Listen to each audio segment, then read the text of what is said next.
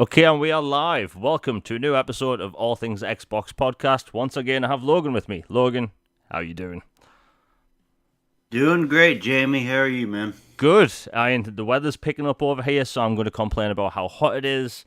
But other than that, it's good. And we have a lot of gaming topics to cover.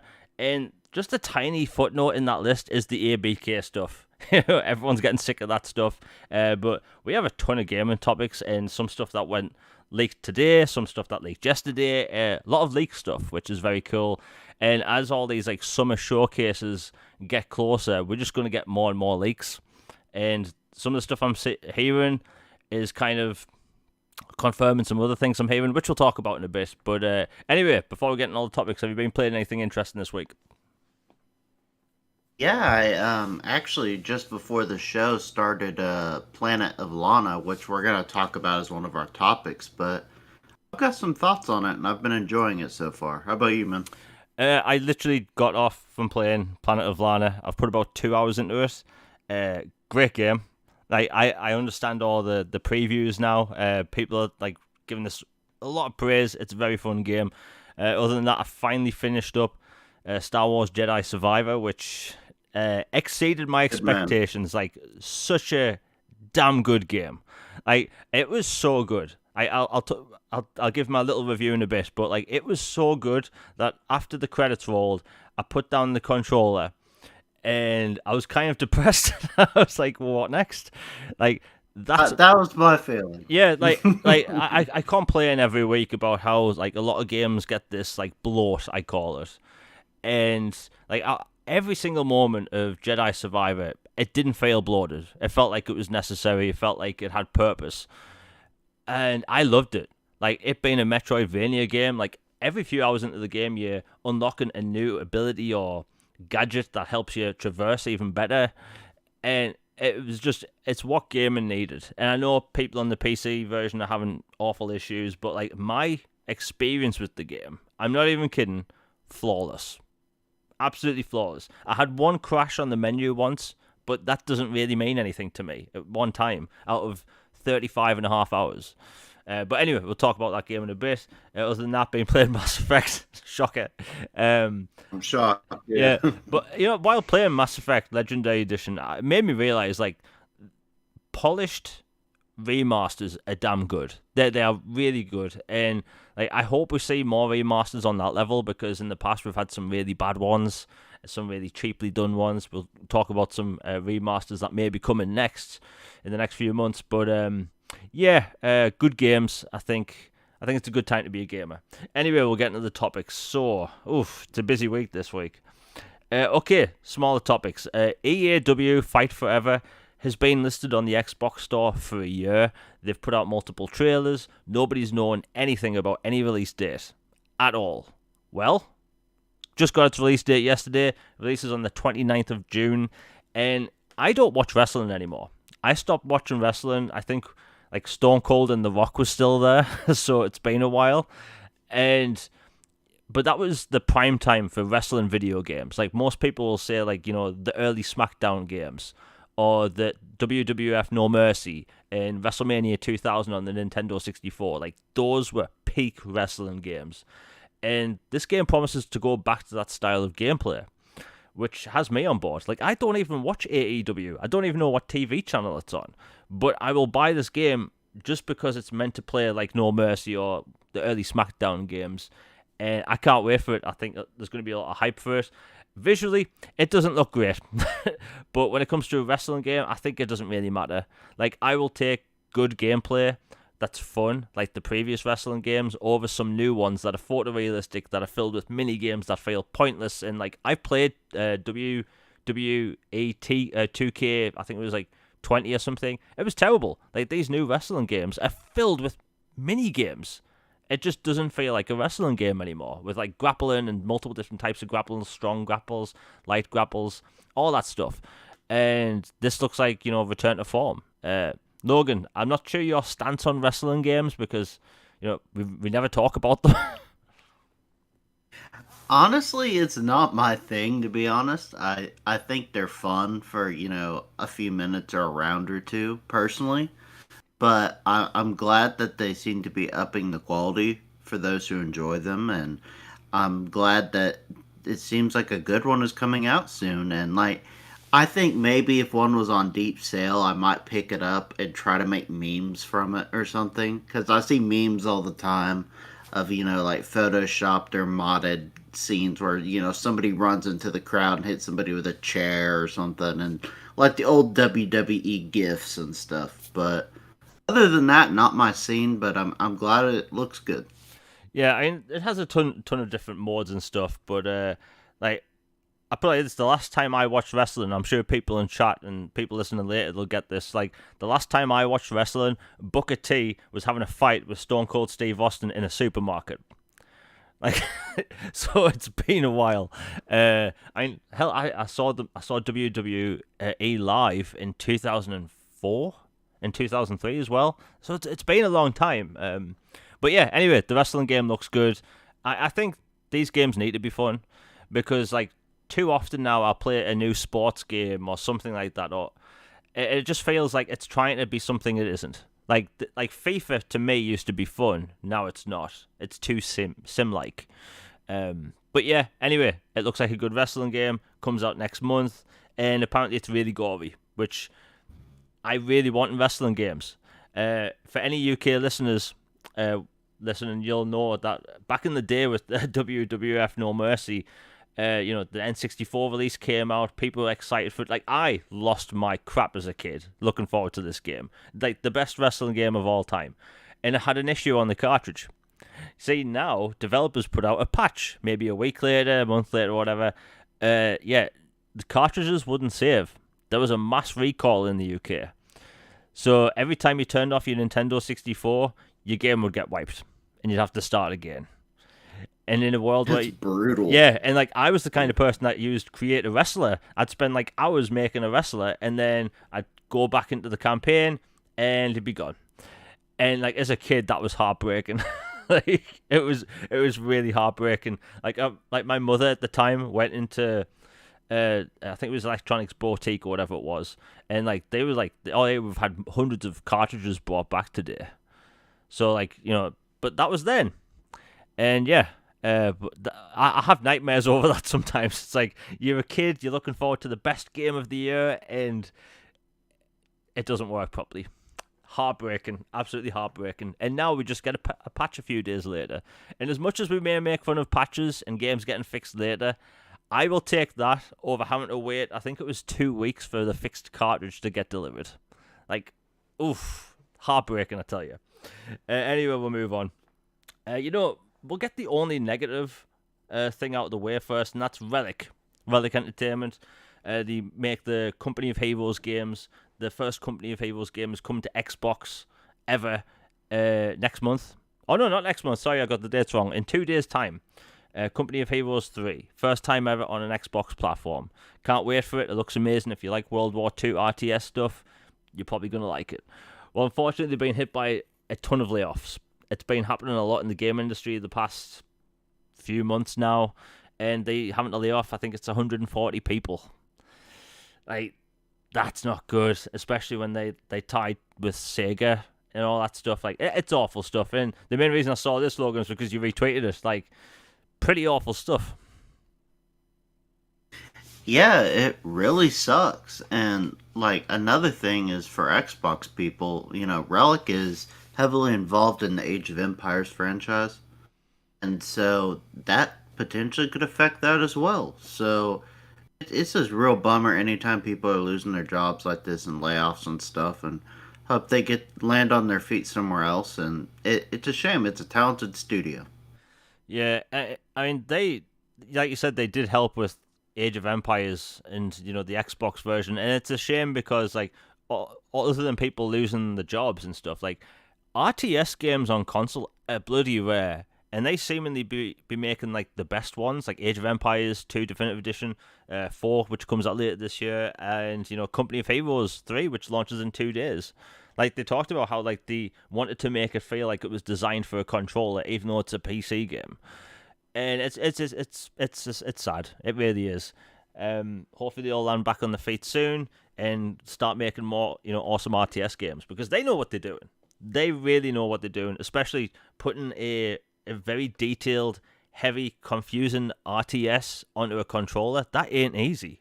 That isn't easy. But yeah, hopefully they all land on the feet soon. Hopefully Microsoft will scoop a bunch of them up for their teams and all that stuff. You know what, Logan? Let's talk about Planet of Lana now, because a lot of people will be playing this. It launched today in Game Pass. It's a 2D adventure game that's apparently set across galaxies and timelines. Now, I've played the first 2 hours. The best way I can describe it is that it's like Inside, but less gory. It's a colourful, light-hearted Inside slash Limbo, where you're not dying every 5 seconds. And honestly, it's gorgeous. The soundtrack is incredible. You can tell they have like a full symphony doing the soundtrack. Arguably going to be one of the best soundtracks of the year, in my opinion. It's beautiful. It really is. And it's getting like 9s across the board, basically. I love it. I think a lot of people are going to enjoy it. It's a very simple game. That's basically what you do in those types of games. You move to the right of the screen, do the occasional puzzle, dodge an enemy, run for a bit, but those types of games, they kind of hit really well. And they've really landed with a really good game here. And for me, I think it's going to maybe be another 4 or 5 hours to finish the game, but I love it. Like, Logan, what do you think? Because it's left a pretty good impression on people. Yeah, I haven't gotten as far as you have, but so far I've been really enjoying it. Like you said, it reminds me a lot of Inside and Limbo and, those games to where it's like very atmospheric and there's not much dialogue, if any, or it's kind of, just like you know that they're speaking, but it's like not something you can understand. It's kind of like gestures a lot, or just sounds and things. And then it's like it takes like the dark elements of Limbo and Inside, where it was heavily shadows focused, and dark, cold machinery and stuff, and it like takes those and drops them in this, but it's also overwhelmed by color and vibrancy and life, and it's very tonal game already, where you see the conflict between alien invader machines versus nature and family and survival and just all this stuff mixed together, and they knocked it out of the park, it looks like. And this is the kind of stuff I want to see more of on Game Pass. And frankly, it's one of the ways Xbox differentiates themselves from other platforms. Like, they have a lot of diversity. And I know people really want, the AAA bangers or whatever, but absolutely, they need them. Point blank, they need more of them. I do like that they pay attention to these and highlight these, because I think they're important for the industry. And they're a nice change of pace. And to me, this is a studio to keep an eye on, and I would like more studios like this in the Xbox ecosystem family, personally. Yeah, I mean, I get that. It's a good game. I think a lot of people are going to have fun with it. It's the thing I like about these style of games is that they kind of tell a story where you don't see in like the AAA space, right? So like in AAA games, we have all sorts of like genres covered and themes, but like alien invasion like stories where you're surviving, like we don't really get that like at all, which you'd think would be like really well suited for the AAA space, but no, we don't have that. There was also a game last year called Somerville, which was also a 2D a 2D platformer alien invasion story, and that was like very grim. It's still in Game Pass if people want to play it. Like, that's genuinely a great game as well. And I like that Microsoft are partnering up with these like indie style games, because people that have never played them before will get to experience new genres. Like one of my mates who like I play Call of Duty with, like he does not play RPGs. I never used to. And because of Game Pass, like he played, I think it was The Outer Worlds. And it was his like first RPG. And great choice. Yeah, and like his go-to games were first-person shooters, like Call of Duty, Call of Duty, Call of Duty, Call of Duty. And that eased him into it because it was a first-person shooter and it was an RPG. And since he subscribed to Game Pass, he was able to explore all these different RPGs. Like he got into The Witcher because of that, and tons of different RPGs. And I think that's the coolest thing about Game Pass is that people get to discover things that they've never played before because the barrier to entry is literally nothing. Like you have your subscription, which you probably already have, and then you just play what you want, and that's the cool thing. But yeah, Planet of Lana, it's out. People should download it. I think it's only about 3 gigabytes. It's a very small file, which was a pleasant surprise because every game these days happens to be ridiculous. 100 gigabytes, 160 gigs. Yeah, like Star Wars Jedi Survivor. I love that game. Like, if you have a Series S, that thing. Actually, that's a smaller file, but still, like, it takes up a lot of space. But yeah, small file. Highly recommend people download it. Really cool game. Oh my god, we've got. You know what? I didn't actually have this wrote down, but we may as well talk about it anyway. So there's a game that was announced about a year ago, and a lot of people seem to be talking about it. I posted about it last night, asking, do people want this to come to Xbox? And this is Starship Troopers Extermination. It's a first-person shooter co-op game. And if you like Starship Troopers, and you've seen that film a lot, much like I have, you kind of been wanting a game all your life, right? I've been wanting a first-person shooter in Starship Troopers for years. And I see this game, and I'm like, it looks phenomenal. The past few days, I've had people on Twitter at me saying, hey, check out this game. And after checking it out, the trailers and stuff, like, I want it. I posted just a few images last night. People are losing it because the problem with these smaller developers is that they get no, like, exposure, right? This is one of the reasons why I post about upcoming games on Twitter a lot, is because these indie developers or these AA studios, they have next to no coverage at all. Like the big places like IGN and GameSpot aren't covering them, not really, because they aren't these AAA hard-hitting games which people are searching for in search engines. So that's why you see these AA games get completely missed in media. It's like I was posting footage today on Twitter of the new Star Trek game, Star Trek Resurgence. I think only 3 places have like reviewed it. It's getting, decent scores, but like it's got like 3 reviews or something like that. And it's these AA studios or indie studios that just get no coverage. So I try and promote them on Twitter, and it's for free. I never get anything for it. Now and then a developer throws me a code when the game's out, but other than that, like I've never been paid for any of it. And I just think they deserve, more traction. But this Starship Troopers game, it looks amazing. I love Starship Troopers. It's an IP that's ancient at this point, but we deserve more games. Logan, what do you think? Because it looks very good. Yeah, it looks great, and with the run of recent games from '80s franchises that are doing quite well, RoboCop's getting a game, Terminator has games now, a whole bunch of other, Alien obviously is getting even more games soon.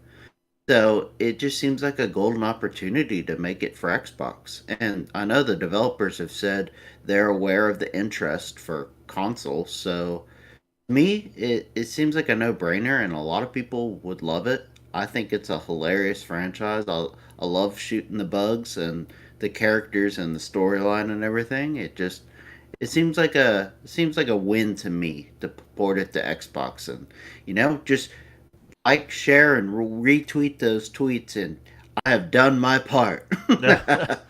We'll be talking about the whole port begging thing in a bit, but like the developers have said that they've seen people say they want it on Xbox, and like, let's be honest, a co-op first-person shooter where you shoot aliens and that's all you do is shoot aliens would do pretty well. And there's another game out at the minute as well. It's called Starship Troopers Terran Command. I've had my eyes on this for about 2 years. Like, it's another game I've been port begging. It's an RTS, a top-down RTS where you literally send your Marines after armies of bugs. And I don't really talk about Starship Troopers that much because, like, what is it to talk about? There's the one good film. There's the 2 live-action ones afterwards, which are just terrible. There's 2 CGI films, and one of them's good.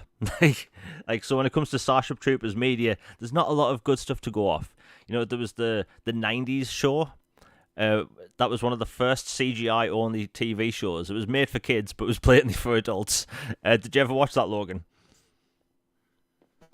I might have seen an episode or two. It's been a hot minute since I've seen it. Yeah, so like in the late '90s, early 2000s, a lot of these like companies like Nickelodeon and stuff, they were experimenting with like making children's shows out of just like CGI, and it's rough. All of it looked rough. One of the earliest ones was Transformers: Beast Wars. Oh gosh. Yeah, that looks terrible. But like it was the thing of its time, and Starship Troopers, like it was on before I went to school. It was violent, but just aimed at kids. It was kind of incredible. Like there's blood. Like I think people can watch it all on YouTube. Like that was a time when everything was aimed at kids. Like things like toys. Like you had Terminator come out, but the toys were aimed at kids. Like. I remember that. That was such a funny time. I know I'm going a bit off topic, but there was a late 2000, or say early 2000 show / late 90s show. It was CGI. It was called War Planets in the US. It was called Shadow Raiders in the UK. It was like there was moons with like engines on them. They like miniature Death Stars and stuff. I don't know what I'm talking about anymore. Anyway, but yeah, Starship Troopers, the game. It looks good. Highly recommend people check them out. They've got Twitter accounts, YouTube accounts. It looks good. They've got the sound effects from the films. They've got the music from the first film, which is really good. But yeah, I just want more of that universe. I really do. Like, Starship Troopers deserves more praise because, like, even though it does not follow the book is very serious. The film isn't, but people like the film for what it is. But the video game looks good. Hey, but people have requested port beggars. I'm going to later. I've already made gifts. Don't worry. But yeah, it looks good. Can't wait for it. And I think it'll come to console in a bit. Anyway, we'll move on. This like 2 days ago. I wasn't really going to put it in the list, but Alan Wake 2. Alan Wake's one of my favorite games of all time, and like I bought that launch day. It launched the same week as Red Dead Redemption. Let me tell you, right? It was not a good time for that game to release. Releasing the same week is the new big Rockstar open world game. It was an awful move. Like, I don't know why they chose that, but like Alan Wake was in development for a long time. It was in development for like 4 years or something. It was originally going to be an open world horror game, but they couldn't get the open world elements to work because it was designed linearly. So they spent 6 months to a year making it linear. They came out with the game, and I loved it. Incredible game. And for about a decade, we've had hope that would maybe get a sequel. There was a cancelled sequel back in, I think, 2011 or something. And they put some of those resources towards Alan Wake's American Nightmare, which still isn't in Game Pass for some reason, when it should be, because Xbox basically funded it from what I know. But yeah, that's an odd yeah, story. there's like odd things like that. But yeah, Alan Wake, incredible game. Highly recommend people play it. The remaster's out. It's fairly cheap at the minute. Well, why am I talking about this? Well, the sequel got announced about a year ago or so at the Game Awards, and like I lost my mind. I wish I went live streaming that night because I literally lost it. And we finally getting the sequel. It was listed for summer 2023. We almost at the summer. Anyway, it kind of leaked out that it's going to release in October. Now, I am a pretty happy chappy because I love Alan Wake. In that universe, I didn't expect to ever see a sequel. Like, I love Remedy Entertainment, Remedy Games, but like, I just know what they like. They're not really good at promoting their own games. They make good games, but at the end of the day, like Alan Wake 2 is a game that just nobody saw coming. But we're in an age now where horror games are popping off. Like Dead Space Remake, millions. Resident Evil remakes, millions. Resident Evil 7, 8, like Outlast, Alien Isolation. Like for the past 7 years, horror games have been popping off. And like Alan Wake came out in a time when horror games weren't doing that well on console. Like it was rare for a horror game to do well that generation. Fortunately, we're in an age when they do now.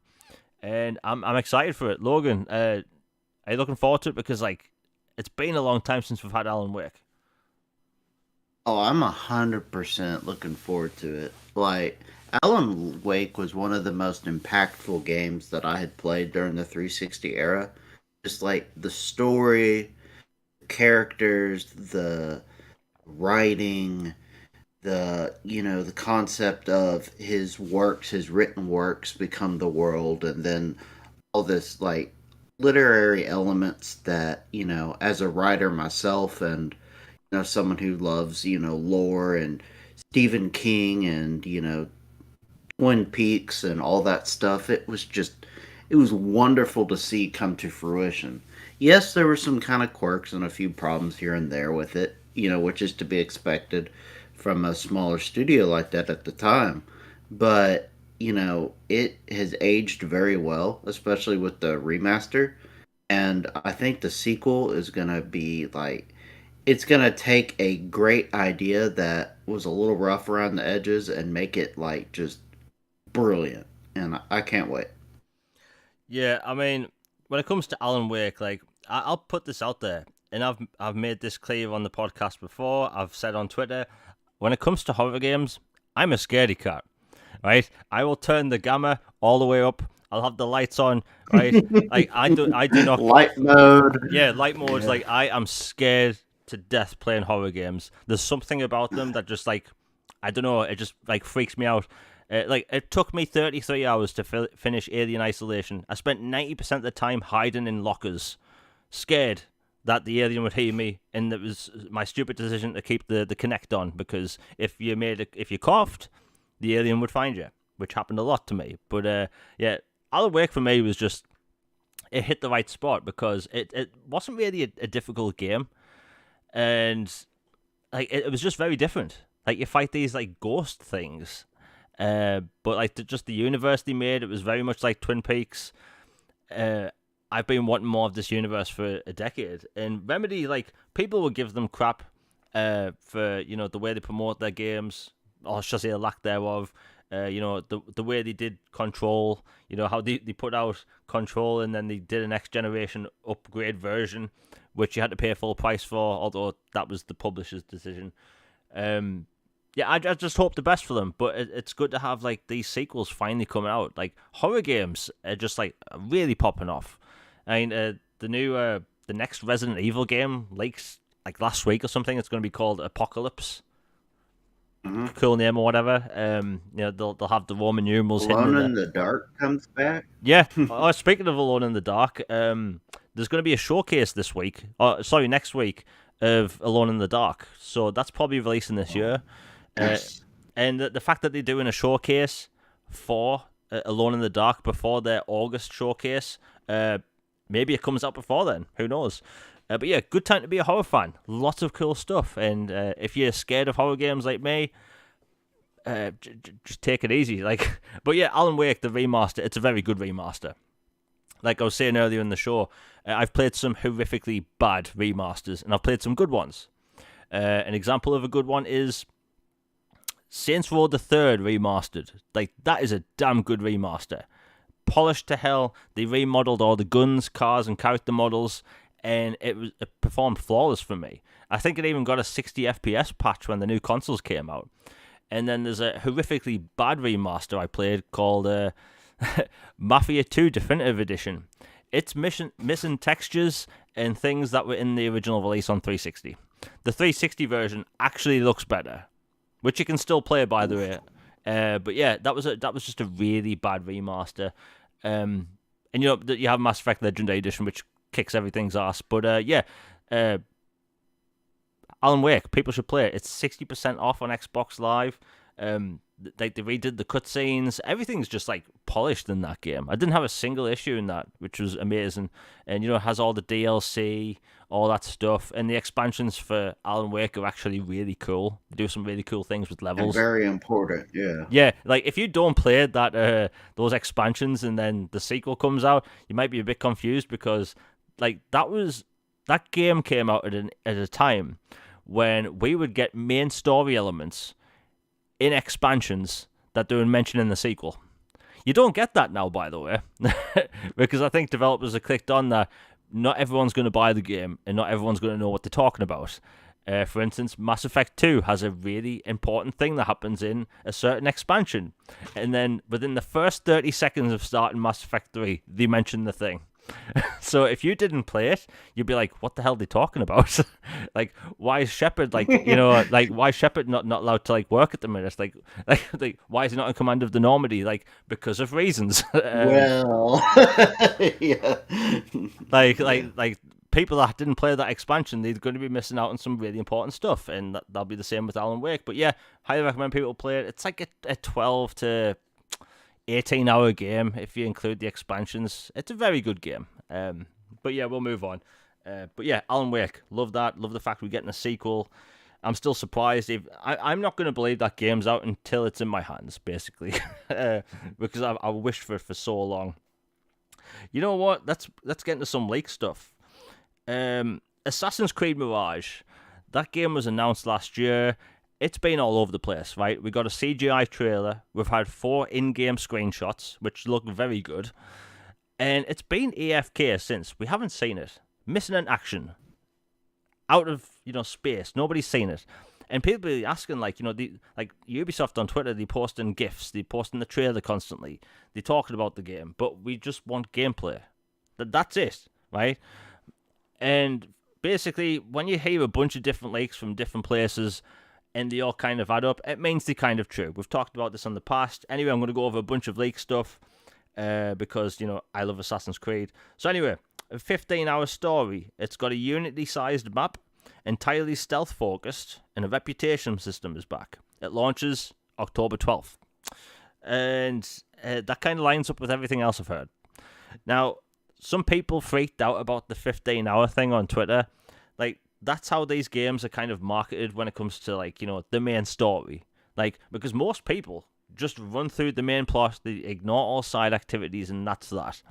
But, like, this game's probably going to be, like, a 25-hour Assassin's Creed game. So much like Assassin's Creed 1, Assassin's Creed 2, Brotherhood, that type thing. And I'm ecstatic because, like, I've no-lifed every Assassin's Creed since release. I love those games.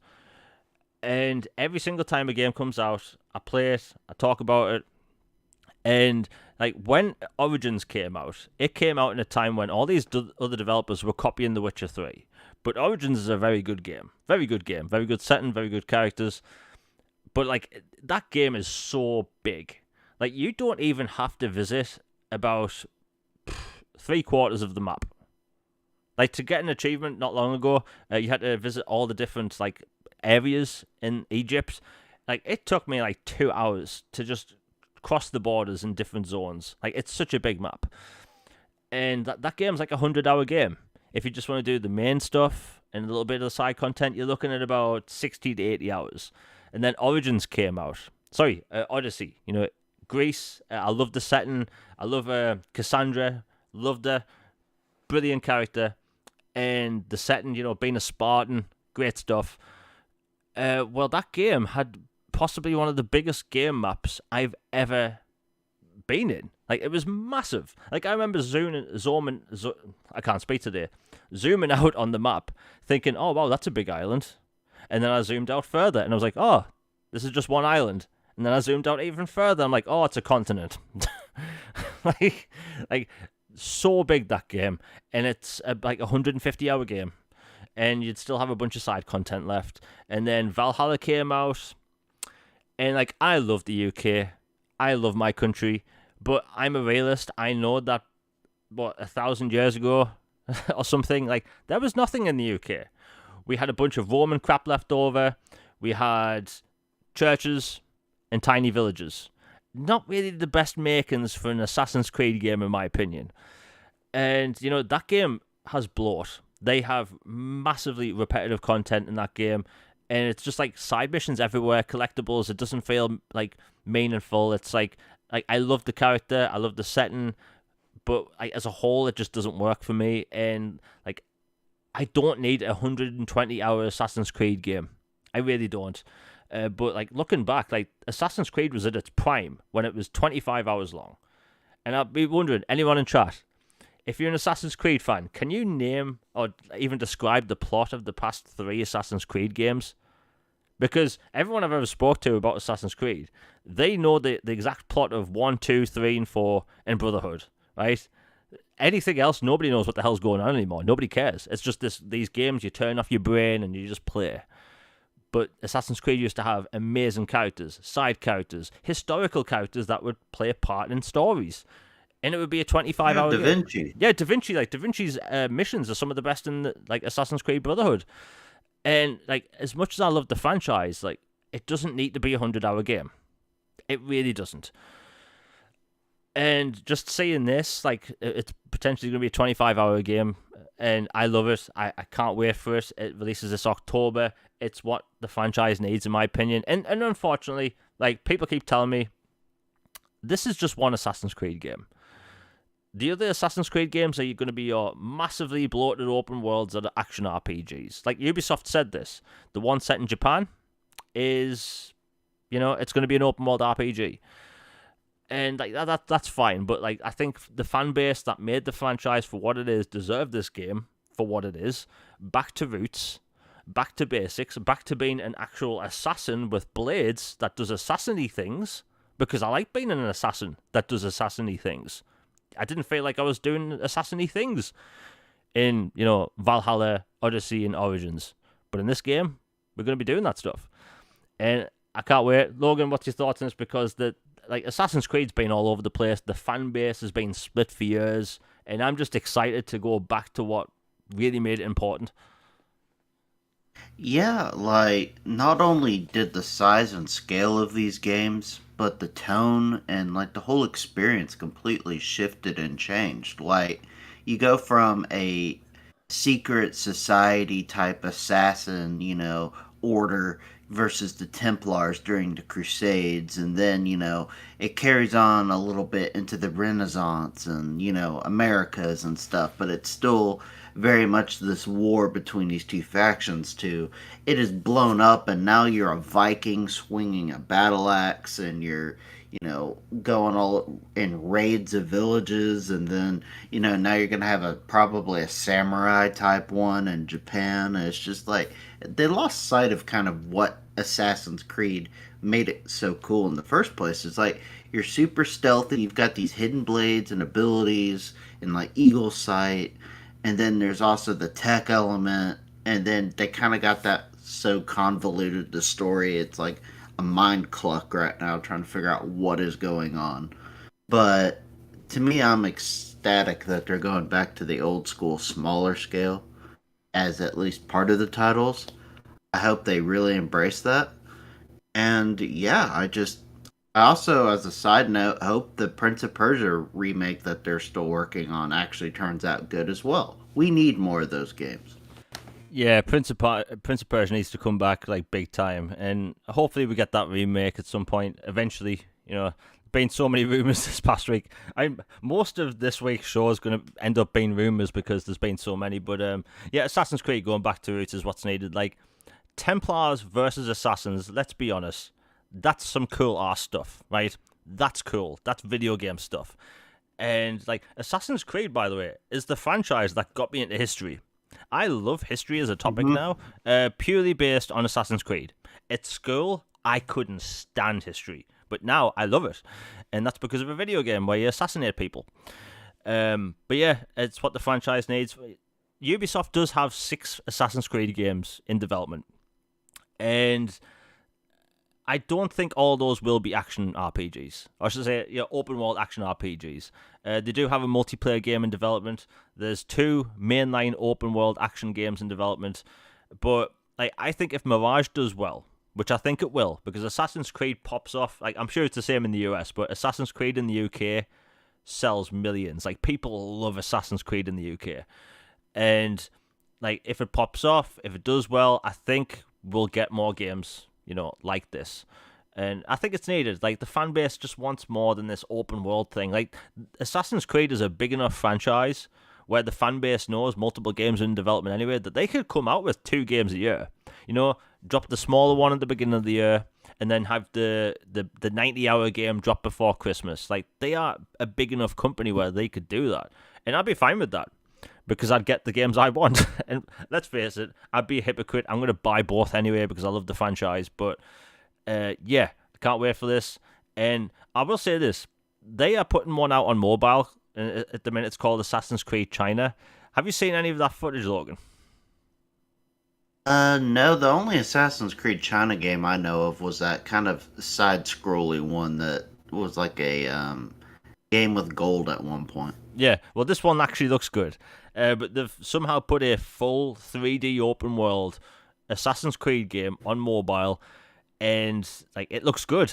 And it's kind of disheartening because like I look at that thing, that should be on consoles. Hopefully they listen to feedback and put that on consoles because it looks really good. Like I can't post any links, but if people get curious after the show, just type Assassin's Creed China Mobile. It looks like a console game. It's ridiculous. Mobile phones are stupid powerful now.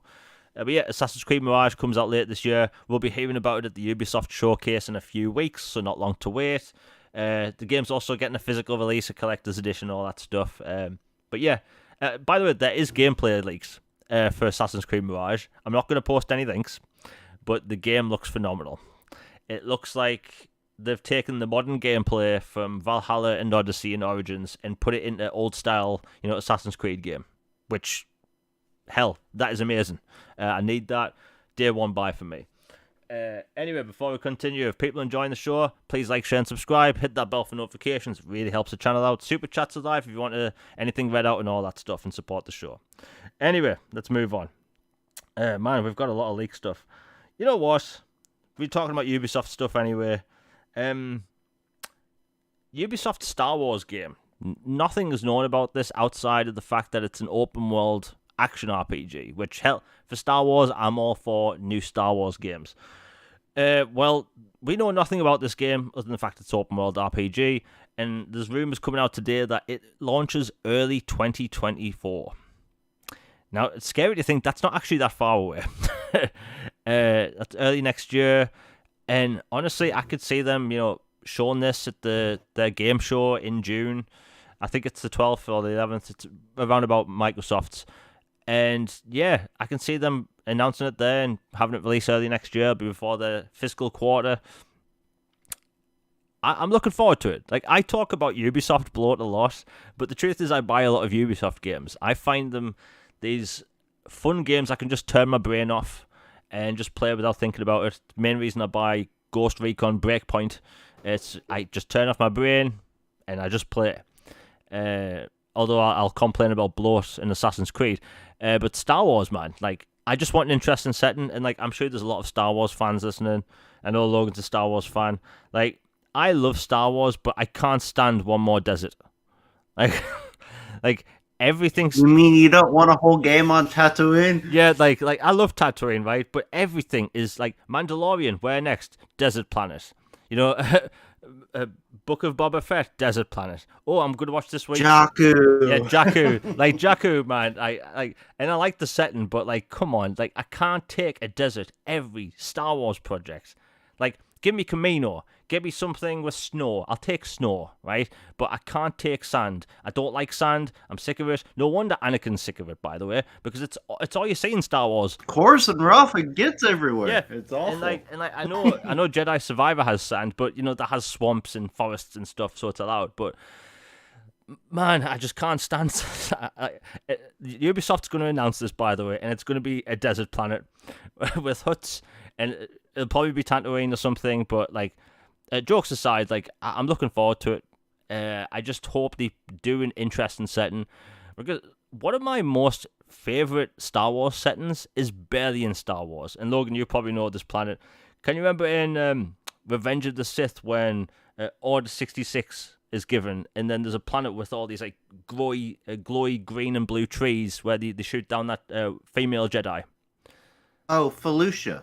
Okay, you're a nerd, but hey, I know my Star Wars, man. But yeah, fair enough. But yeah, that planet, I love the look of that planet, and I would just like more fresh places in Star Wars. But yeah, Ubisoft, their game's probably going to be shown this year. Logan, are you looking forward to it? Because like, it was announced a long time ago, and now that the EA thing's up, pretty much anyone can make Star Wars games.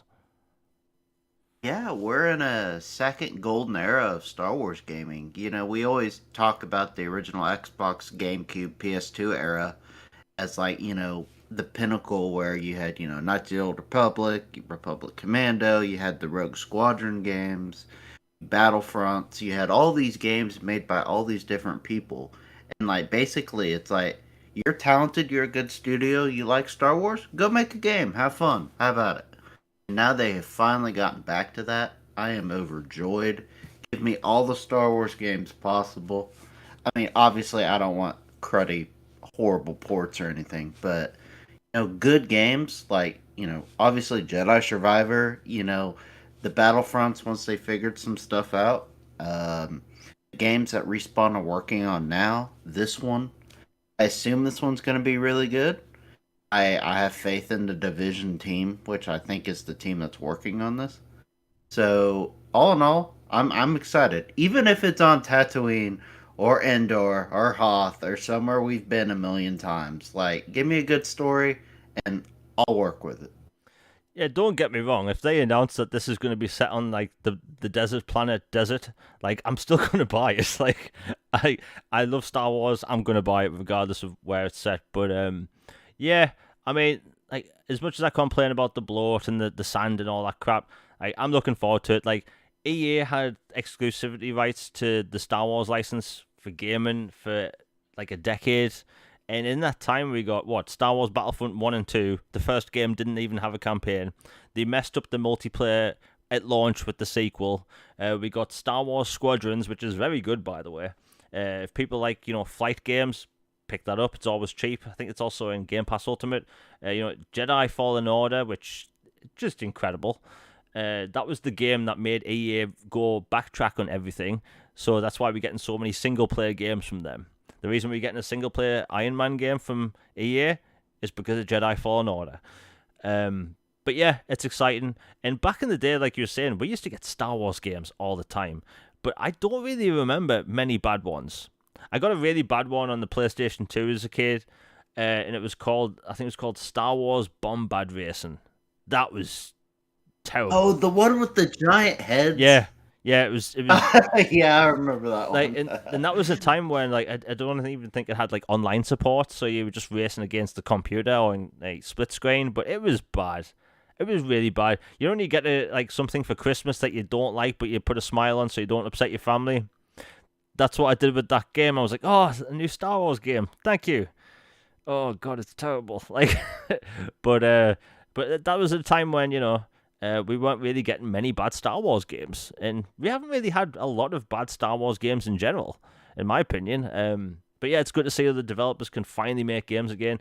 The Lego license, by the way, just had the same thing. Other companies can now make Lego games. Funny enough, when that contract ran out, 2K was ready to go with a racing game. I thought that was kind of funny. Suspiciously made in time for when the lease ended. But yeah, Star Wars games, I'm all for it. Speaking of Star Wars, did you see the stuff about Knights of the Old Republic remake? Yeah, I have a lot of thoughts on that actually. But what do you think so far? We weren't going to talk about it, but I mean, we love Star Wars. There's a lot of Star Wars games on Xbox. It would probably be something that would end up being on Xbox at some point. And let's face it, Knights of the Old Republic is a game that people they tie with Xbox. So we may as well talk about it. So that game was in development by Aspyr. It was announced for PlayStation as an exclusive, or a timed exclusive, should I say. And a lot of people lost their minds. Like, we mentioned it on the show, like, how does this happen? And it was an Xbox-centric game, getting a remake exclusively on the opposite platform. People, like, I remember on Twitter that night, it was rough, man. It was really rough. Like, the memes, people like I got called some pretty bad things that night just for liking Star Wars and saying it should be on Xbox. And we got nothing for ages. And I thought it was weird that Aspyr, the game that ports Star Wars games, were making a AAA big budget remake of an RPG. And Star Wars Knights of the Old Republic, by the way, is a very long game. Like, it's a long RPG. Like, I couldn't think of how they translated that into a AAA modern age format, because it'd be like a 120-hour game. because again, the At game, least, yeah, yeah. at least it was like that game's huge, and you could it's an original Xbox game. So I was wondering like how would they do this? Like no screenshots, no concept art, just the dark, the Revan GIF or whatever. And a few months go by, we start hearing that there's some problems with development. Then we hear it's coming out in 2025, and even at the time, I was thinking 2025 isn't that far away if you really think about it. So for a big RPG like that, I thought 2025 is pretty ambitious and impressive. Let's be honest. And we still we hear nothing. Aspire lays off a bunch of people, and we just keep hearing that the game's getting put off and put off. Anyway, it turns out that the game is kind of never coming, or at least it's indefinitely delayed or something like that. Basically, the same kind of report coming from a bunch of different places. But like, I always wondered, like, how is this port studio doing a AAA remake of arguably one of the biggest RPGs from that generation when it comes to size? So like, it doesn't surprise me. It's unfortunate, but like if we were going to get a remake of something like that, you'd expect maybe a BioWare or an Obsidian to make it, but not Aspire, the company that makes ports. Like Logan, like it's been a bit of a mess over there. Yeah, it's been something for sure. Like when it first was announced that they were remaking it, I was overjoyed. I was ecstatic. It was my favorite game of all time. It and its sequel. I love them. They're among my favorite Star Wars stories ever. Characters, everything. Just completely adore Knights of the Old Republic. And it was forever associated with Xbox. And so at first it felt like a massive slap in the face and like a how on earth did you let this game that is synonymous with your platform, that is considered one of the best games of all time, and not only that, but one of the most beloved stories and RPGs ever, and one of the best Star Wars, influential games that has also influenced lore and legends and modern stuff they're respinning out is different. And like, how do you let that not how do you let that skip your platform? Like, were you sleeping at the wheel? Like, what happened? Like, how on earth did you let this happen? Maybe they had a look at under the hood and were like, you know what, I don't know about this, Willis. This looks a little iffy. So maybe that was really what it was. But emotionally at the time, it hit like a freight train. It was like, seriously? So yeah, I was one of those that was really upset and quote big mad about it because it meant a lot to me personally. But like you said, the idea of Aspire taking one of the biggest, most impactful, powerful games and stories in gaming and Star Wars especially, and for them to try to take it and make it a modern AAA game when it was a dice roll kind of combat at that time and trying to completely reinvigorate the game for today, that's a tall task for anyone. I mean, BioWare and Obsidian, like, those are studios I would trust with that game, or In Exile, or Bethesda, somebody who has expertise in RPGs and lore and crafting and respecting and revering a world and its lore. Not a studio who makes ports of games and just, slaps a sticker on them, gets them onto a new console. That's it. Like, that's a tall task for a revered studio, let alone them. And so, the fact that they tried it and it clearly did not go well because not long after it was revealed and there was some stuff behind the scenes, like several people got fired from that and then they got yanked off the job and they gave it to a completely different studio. Like I believe they gave it to Sabretooth, if I'm not mistaken. Yeah. Um a different studio under that umbrella. And the fact that it's still an indefinite, that's not good, man. Like at the end of the day, I would rather it might sound cold, but I would rather that game never come out and that game come out and be a soulless abomination that completely detracts from what the game was at its peak. Yeah, I mean, some people might think it's a bit petty, but I agree. Like Knights of the Old Republic is so good, so revered that now modern age Star Wars, like the Old Republic timeline, is considered like canon. Like whenever Disney lists like the different timelines, the Old Republic's there.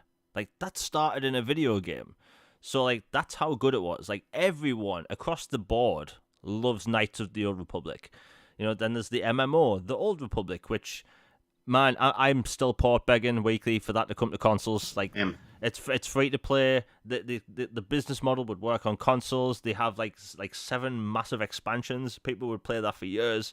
And like, let's be honest, Star Wars fans would play that on console. I know I would. But anyway, yeah, Star Wars, Knights of the Republic, it's in a bad space. And I mean, like Aspire, I put it like this: Aspire is such a port studio that their versions of Knights of the Old Republic can't come to Xbox because they are just ports. They're not even called remasters. So the version that's out on Switch, PlayStation, and PC, it's not on Xbox because it's not a remaster. It's a straight up port which can't be listed in the store. From what I can tell, like that's why ports can't be listed. But yeah, but at least the version on Xbox is 4K, so there's that. But yeah, it's sad to say really, because like if they did that game right, and like I think BioWare would do a bloody good job. The good BioWare, shall I say? It's just a shame. It really is. But might as well get all the Star Wars stuff out now, because we were front loaded for Star Wars, and we have a ton of topics left that aren't Star Wars. Surprisingly, actually, most major topics aren't Star Wars. Anyway, I finished Star Wars Jedi Survivor. Now, I'm not going to go into any spoilers at all. The gameplay that's shown during the podcast, there's no spoilers. There's like an optional boss or something. I have to say, it's one of the best games I've ever played. It did not let down at any moment. It is possibly it's the best game of the year in my opinion.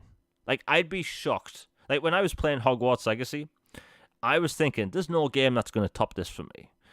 Maybe Star Wars, but who would know? How would a sequel live up to that game? And then I was playing this and I'm thinking, man, Hogwarts does not stand a chance at the minute at this rate. And then I finished the game and I'm like, yeah, Hogwarts Legacy, amazing game. It's not game of the year. Star Wars is. That game, incredible. Like the characters, great. By the way, the growth of the main character, Cal Kestis, he's now a cool Jedi, right? Do you know how much people have been wanting a cool Jedi for a long time? We haven't really had that. Cal Kestis in the last game, he was shy, he wasn't sure about himself. He was a shy teenager. In this game, he's a young adult. He's sure of himself. He's a powerful Jedi Knight, and he's cool. And that's what we need. Like Star Wars having cool characters again. Great. There's characters in the newer films I thought was cool, like other characters. Anyway, Jedi Survivor, great game. People need to play this. It's incredible. It does everything you want right about a Metroidvania. Like, discovering new abilities, new ways to progress through levels, new areas. And by the way, I was kind of upset about this game, finding out that there's only 2 main planets, like main open world areas, main places you traverse, because in the first game there was 4, I believe. Relatively decent-sized planets with tons of Metroidvania elements. Well, the first planet in this game, Kaboa, is absolutely massive. And it's not massive open world with bloated content. It's got linear paths. It's a hub world game, basically. There's desert areas, there's swamps, there's forests, there's underwater caverns. I put it like this. I finished the game about 4 days ago, and I'm still discovering new areas, even though I finished it. And it's incredible. It really is. Like, this is arguably one of the best Star Wars stories I've ever took part in. It's great. I mean, I'd put there's some twists in Logan. We won't talk about the spoilers, but there's specific twists in this game I personally put up there with, like, Luke, I am your father. Like, literally up there, hard hitting, straight to the punch, like, shocker. And there's multiple moments like that. And there's moments that happen if you finish side content in this game. And I was just like, even though I finished it, I wasn't tweeting pictures about it. I wasn't posting gameplay. I'm like, I want people to experience this for themselves because I had my jaw on the floor with certain things with side content, and I'm discovering side bosses still. Yesterday, I played for an hour and a half. Right, I finished the story 4 days ago. I I discovered about eight, literally eight, um, optional bosses, completely optional bosses, which you will never see unless you look. And most people will never get to fight them because they are 100% optional. And I just had a smile on my face the whole time. The game is incredible. All like the side characters are back. Mirren, Grease, Seer. Like it's just such a good game. And I had to say it on Twitter the second I finished it. It is the fifth game ever that I ever gave a full 10 out of 10. Like, I've played hundreds of video games in my life. Hundreds. And I've only now given 5 a 10 out of 10. I'm just shocked at how good that game is. Logan, I know you've been wanting to talk about this. Like, obviously, we're not going to go into any spoilers, but, like, it's left a very good impression. Like, outside of the PC port, it's shocked everyone. Yeah, I've said it before and I'll say it again. It's like it is tied or surpassed Knights of the Old Republic as my personal favorite game ever. It is like just incredible otherworldly game, perfect marriage of story, characters, development, traversal, combat, lore, exploration, customization, side content, you know, where it's big but it doesn't feel like, oh my word, if I have to go fetch another Jawa thing, I'm gonna lose my mind. It's nothing like that at all. It's the perfect and right mix of everything you want in a game. And Star Wars, and it's just incredible. I adore this game.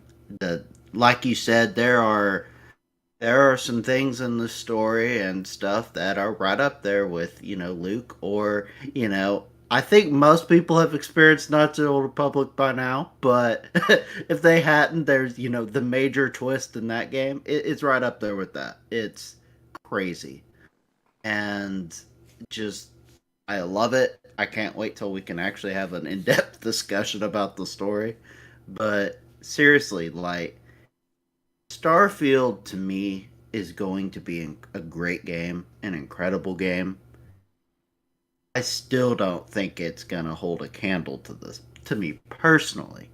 Like, just because of how much I love Star Wars and I'm invested in it and all that. But as a game, as long as Starfield comes out and is like a Skyrim or Fallout in space, I'm happy. I'm euphoric and everything.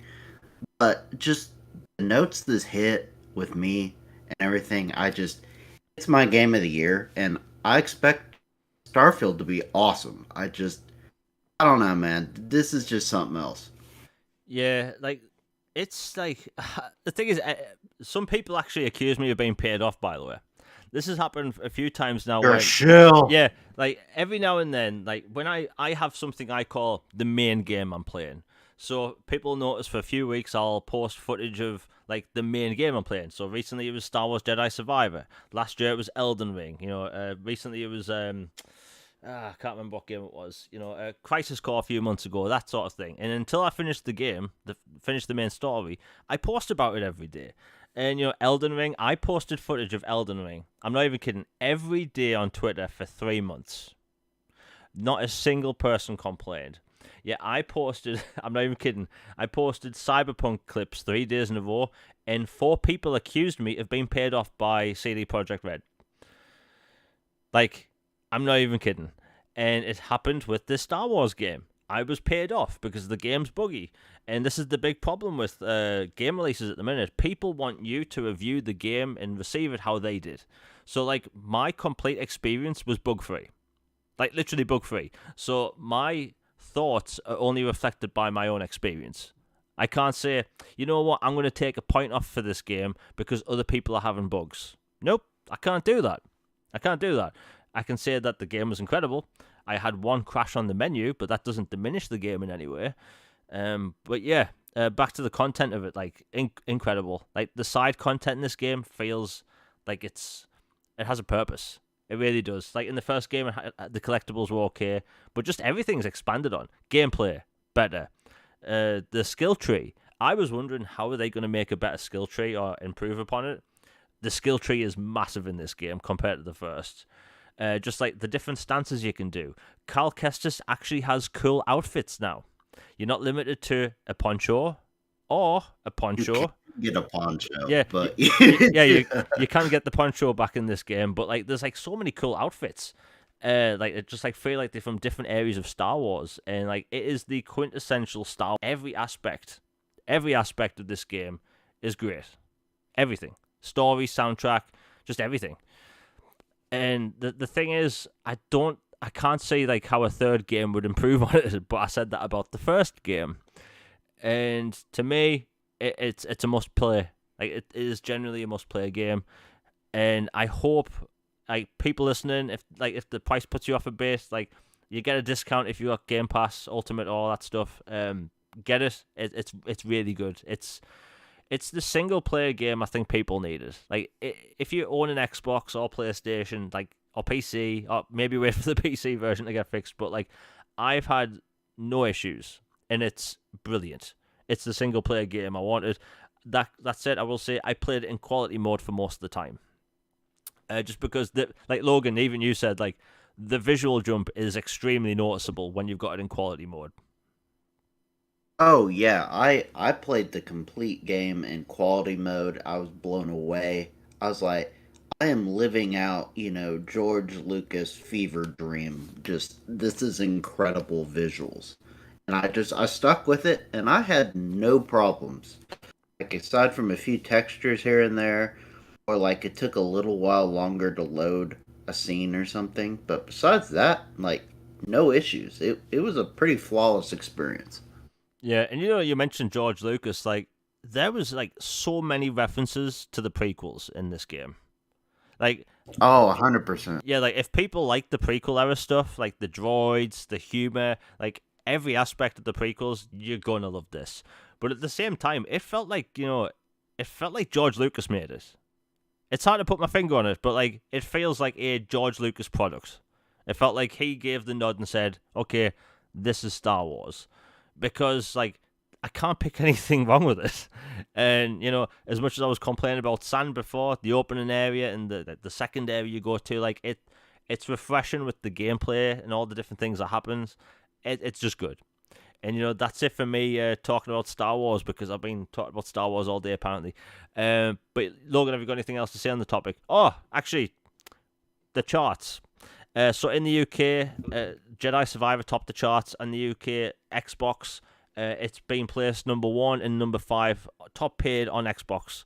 So that's very good. It's tracking ahead of the first game, which is very good because we want a third game. And it looks like the game's going to do really well, even though it costs more. So to me, it's a success, and yeah, I can't wait for a third game. And you said in the US it's doing well as well. Yeah, in the US it was number 1 for the normal version, and like the premium version I think was in the top 20ish as well. And so it is clearly, you know, doing incredible numbers. It is, progressing farther than the first one, which already made them very happy. So this is doing even better. So can't wait. And they clearly leave things to where you want a third one. And so just keep supporting it. I know the price is not the most wonderful thing, but for my most favorite game ever, I would pay more. And I did, and I loved it. It was worth every penny. This game's like $100 worth to me personally, but most most games, no. This one, yes. Just support it, and let's get that trilogy wrapped up. Yeah, speaking of the price, I got the digital deluxe version because I wanted the cosmetics. And the funny Same. thing is, if people notice that whenever I've posted footage or shown gameplay, 90% of the time I'm wearing the regular clothes Cal Kestis has, like on the cover. And It's because I think he looks cool. Like I think the Yeah, default, he does. yeah, the default like outfit is cool, and the main, it's kind of sad if you think about it. So it costs about £80, I think, for the digital deluxe version in the UK, and basically all I've been using mainly is Luke Skywalker's lightsaber hilt, which you can't see when he's holding it. I think that's like one of my favorite lightsabers. I'll use that hilt. Can't really see it in screenshots, but yeah, incredible game. Hope people continue to support us. And yeah, if people have been wanting like a Star Wars story that feels like it was made by George Lucas, uh, get it. Just get it. And I'm not being paid by EA or Respawn. I wish I was, but I'm not. But yeah, we'll move on. Oh, Logan, while we're talking about charts, you said that a few Xbox 360 games have been popping up. Yeah, you and I are both big advocates for the backwards compatibility program and how much it means to be able to relive our some of our favorite games, like Knights of the Old Republic, for example. Um, and all these games and gems and play things we missed before or experience genres that frankly don't exist anymore. Like, the Gears of War type over the shoulder third person shooters. That there was a time when there were a bunch of those and now there's hardly any of them. And stuff like that. Like the Call of Duty Black Ops 1 and 2 were both in the top 15 on US sales for Xbox digitally, anyway, during this sale right now for BC sale. So that shows you there is power in the BC program and sales charts. Like, these games are, 10, 15 plus years old and charting incredibly well. Like, Call of Duty obviously is a juggernaut in itself, but shows you like, yes, Jim, people do play old games and they do love them. So please make more BC games if the deal gets done, which we think it will. Yeah, I mean, when you mention like BC sale, like that sale had a lot of cool games in it, and I checked the top pay list the other day. Like, there's one specific game during a BC sale that's literally always in the top 10, and that's Star Wars: The Force Unleashed.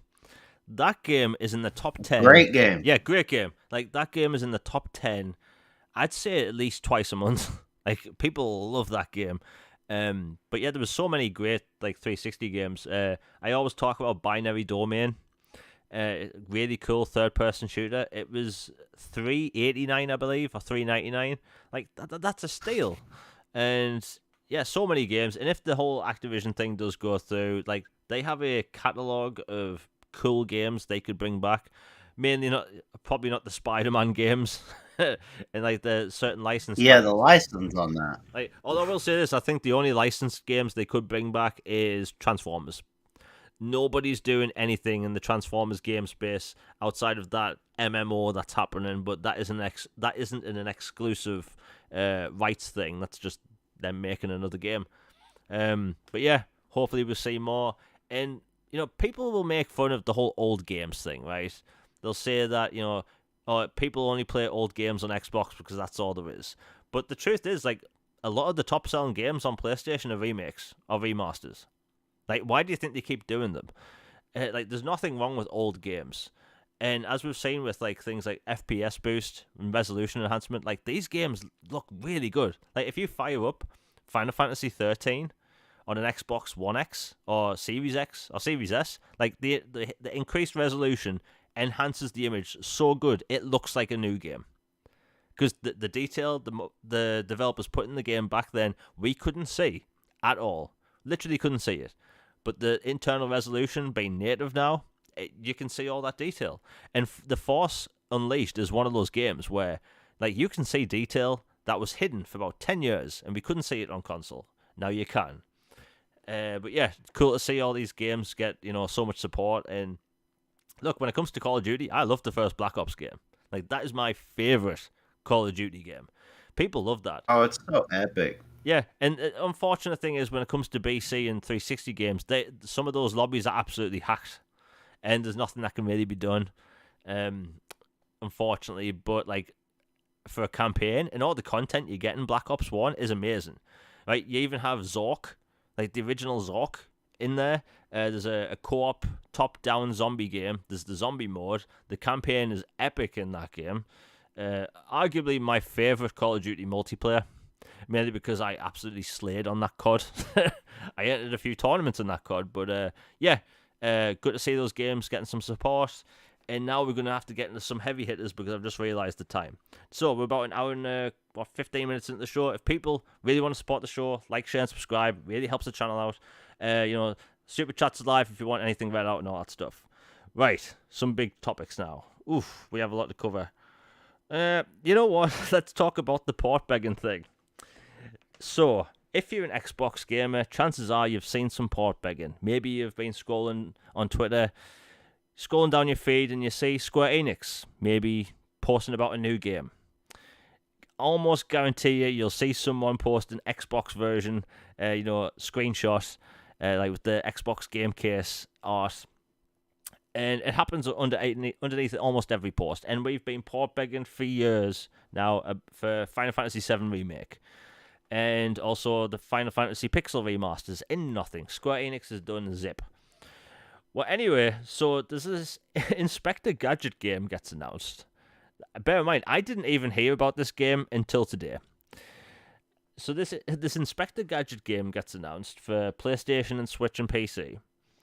And there's no Xbox version. And they must have... I'll have to check, but it must be their most liked tweet today. So they said, look, if we get enough support, if people want the game enough, we'll bring the game over to Xbox, right? Now, I didn't really think anything of it. Well, barely 24 hours pass, and they put out a post with 4 images from the Inspector Gadget game saying, hey, Xbox fans, we listened, blah, blah, blah, blah, blah. It's coming to Xbox as well. Now, that's kind of strange, right? That a small developer, small publisher, that they making a licensed game, and it only took, 18 hours of port begging? And which is, I'll have to check, but maybe that's their most liked post today. It had like 2,000 likes when I was on before. So it's like, they just confirmed a new platform within 18 hours. That is, one, it's a bit suspicious. And 2, if it isn't suspicious and it's completely, nothing bad on their part, that means we port begged a version of a game into existence. Logan, what a weird situation.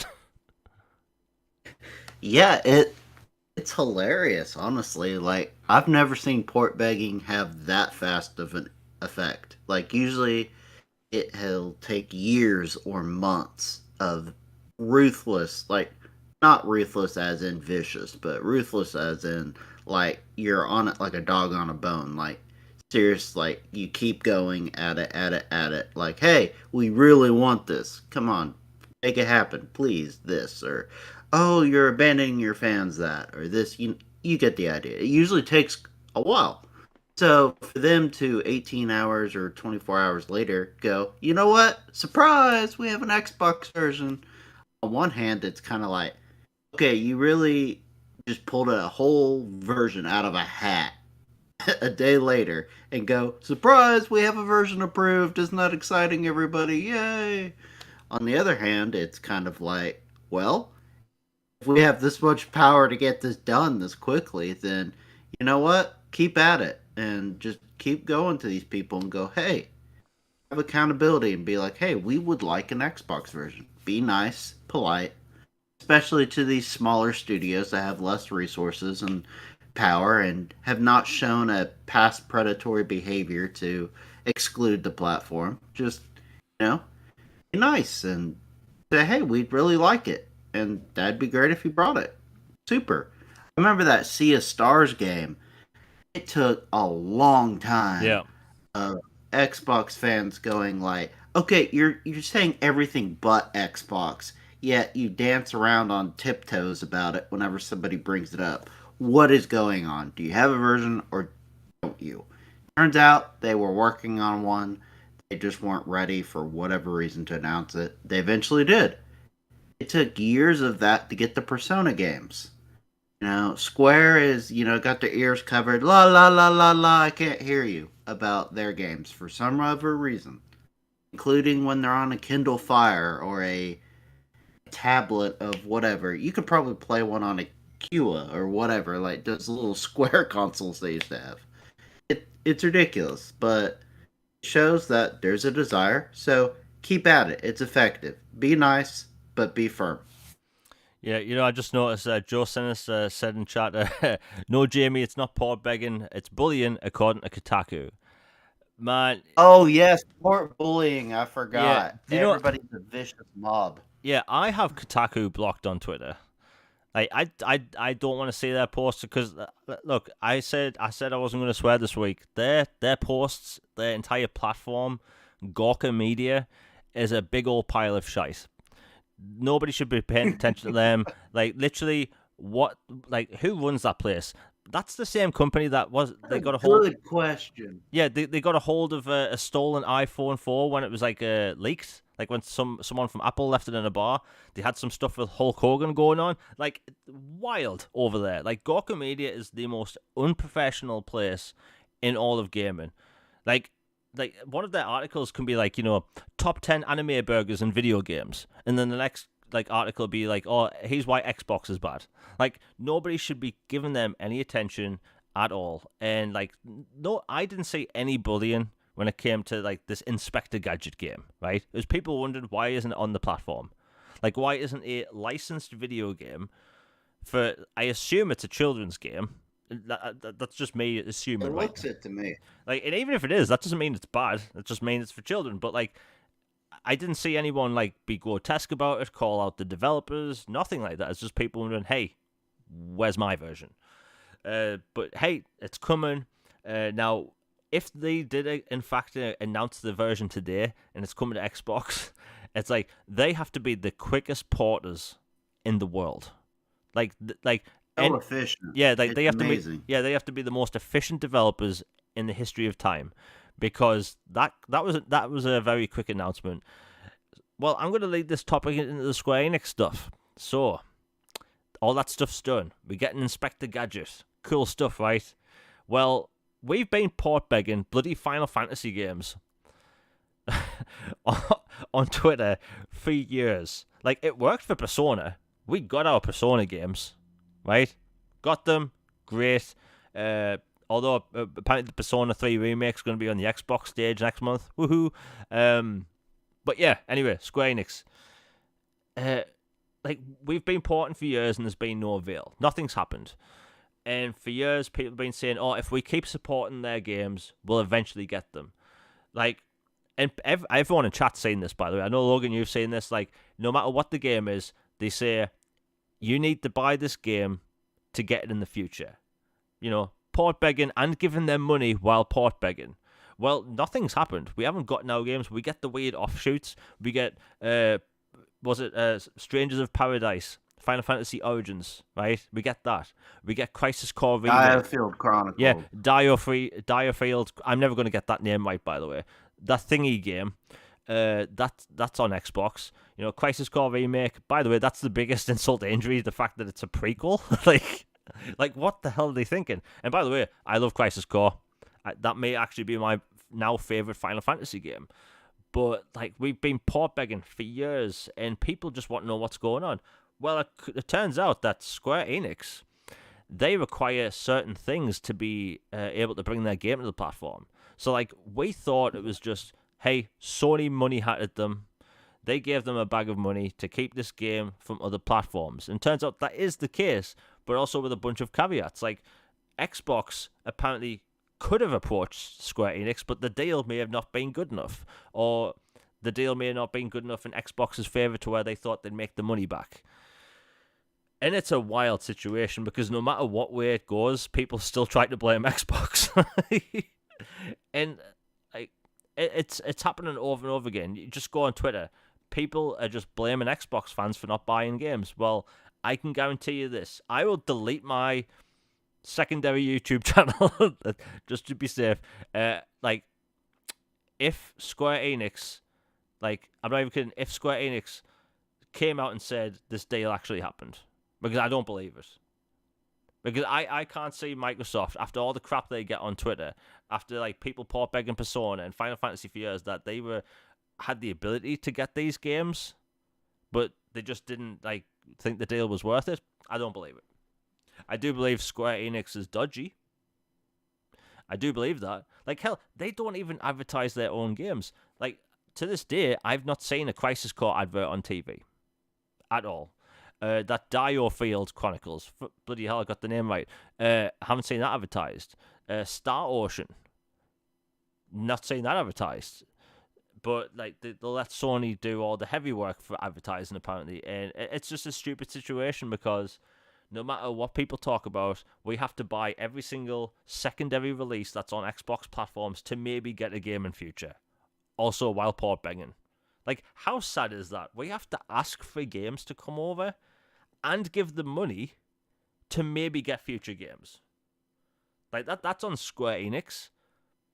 Like, back in the day, like, Microsoft, didn't they have to pay? I don't know if it was actually ever 100% confirmed, but didn't Microsoft, or it was a rumor that Microsoft apparently paid millions to get Final Fantasy VII on Xbox 360? Like, that was the rumor for the longest time. But either way, like Square Enix is dodgy. You know, you have Sega and Konami. We're going to be talking about Konami in a minute. Like Konami and Sega and Capcom, they making multi-platform games. Yeah, they may mess up now and then with like a port of like a Mega Man or something, but like mostly it's multi-platform stuff. Sega have even said in investor calls that they are a multi-platform publisher going forward. Now, Persona 6 might be on Persona 6 might be on the cards because I highly predict that they made a deal in place with PlayStation years ago to secure timed exclusivity for Persona 6, blah blah blah blah blah. But all that aside, like they are multi-platform now and they seeing great benefits from it. Then benefits being cash and fandom. Like there's a Yakuza fan base on Xbox now. You couldn't have said that 5 years ago. There's a Persona fan base on Xbox now. There's people I see on my friends list and on Twitter all the time with Persona-centric profile pictures, and they are Xbox fans. Like, so they have these built-in audiences that are ready to buy new games. So when this Persona 3 remake gets announced, Xbox fans are going to buy it because they have the fandom now. Like, if Xbox fans don't buy games, then why does Sega keep bringing them to the platform? Because the next few Yakuza games, they come in Xbox. So, and those games probably won't be Game Pass. Like, just much like a Dragon wasn't in Game Pass when it launched. People just went out and bought it. So it's not that, you know, people are only going to play games in Game Pass, but no, people will support these games. Sega's proof. They bring in more games. Logan, we've talked about the whole JRPG situation on Xbox probably every single week. But, like, do you think there's anything real with that whole Square Enix situation with the whole, like, you know, they have a deal in place or require certain needs to be on a certain platform?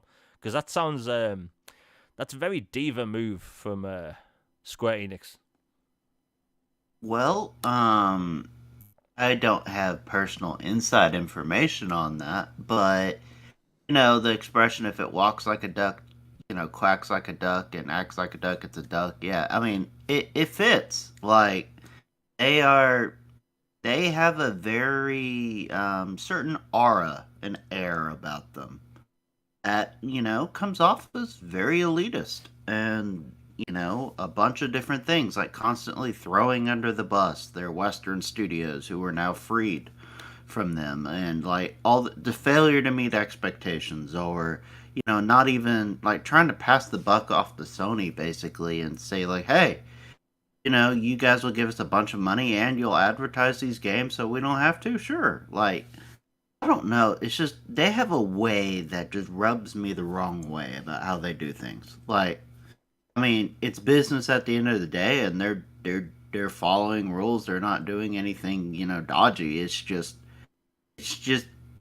irksome the way it goes. And you know, I feel like as an Xbox fan, you basically should just not count on Square being anything as part of your daily life on the Xbox platform, unless you have some older games that you already have, And especially with, buzz again that they may or may not be joining a platform as part of their ecosystem, which frankly doesn't change anything right now. It would be status quo if that happened. It would be like, okay, congratulations, you just threw out $8 billion on, platform or a publisher that is basically only for you and Nintendo anyway.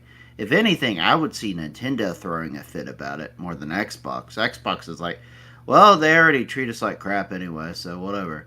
But Nintendo, I would see, would have a major problem with it. But, that's a story for another day. Yeah, that's one of the funniest things about that whole situation. You have these like PlayStation centric Twitter accounts and YouTube accounts. We're all trying to make content at the end of the day, but like PlayStation fans in general do not benefit from PlayStation purchasing Square in any way.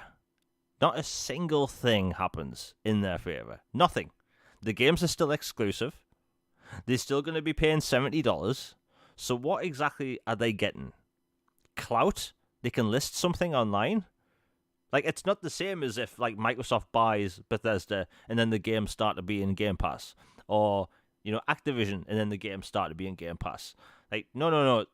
PlayStation fans gain nout. Nothing. Zip. Nothing at all. Like, and that's the funniest thing.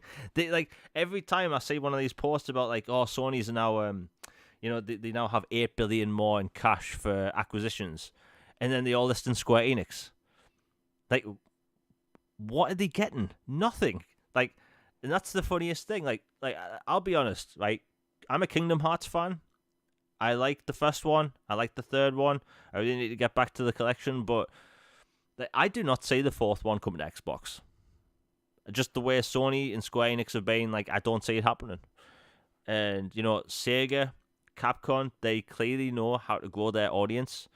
Square Enix doesn't care. They keep talking about how the Final Fantasy fan base keeps getting smaller. Wonder why. I'll put it like this. Final Fantasy 16 is exclusive to PlayStation. It's an exclusive PlayStation 5 only game. Now, people think, oh, well, that's 30 million copies right there. If they have like 30 million consoles, it's like, no, there's a small part of the PlayStation fan base that will purchase the game. So, not only is Square limiting themselves to one platform, they are limiting themselves to a tiny portion of one single platform. So, like, if the game was on Xbox and PlayStation, you'd have Xbox gamers buying it as well. But they are just limiting the money they can make, and it's stupid. Like, Square Enix, man, clowns, absolute clowns. And honestly, it wouldn't surprise me if Sony bought them. But at the end of the day, Xbox gamers aren't really going to lose out on anything. We'll miss out on the opportunity to port beg and maybe get something. But at the minute, we've been taught to purchase games and port beg. Like, that is sad. That is absolutely sad that we have to do that. So I may be port begging, Star Wars The Old Republic again later, but I'm not paying for anything in the meantime. It's me making gifts from video files. And the whole Square Enix situation's a joke. Absolute joke. And the fact that they keep getting away with it and no one in the media is like ever questioning it. Remember when Tomb Raider, Rise of the Tomb Raider, was timed exclusive to Xbox? Everyone on Twitter, all the journalists, I remember Jeff Keighley was on Twitter atting Aaron Greenberg saying, hey, is it lifetime exclusive or is it timed exclusive? Remember that, Logan?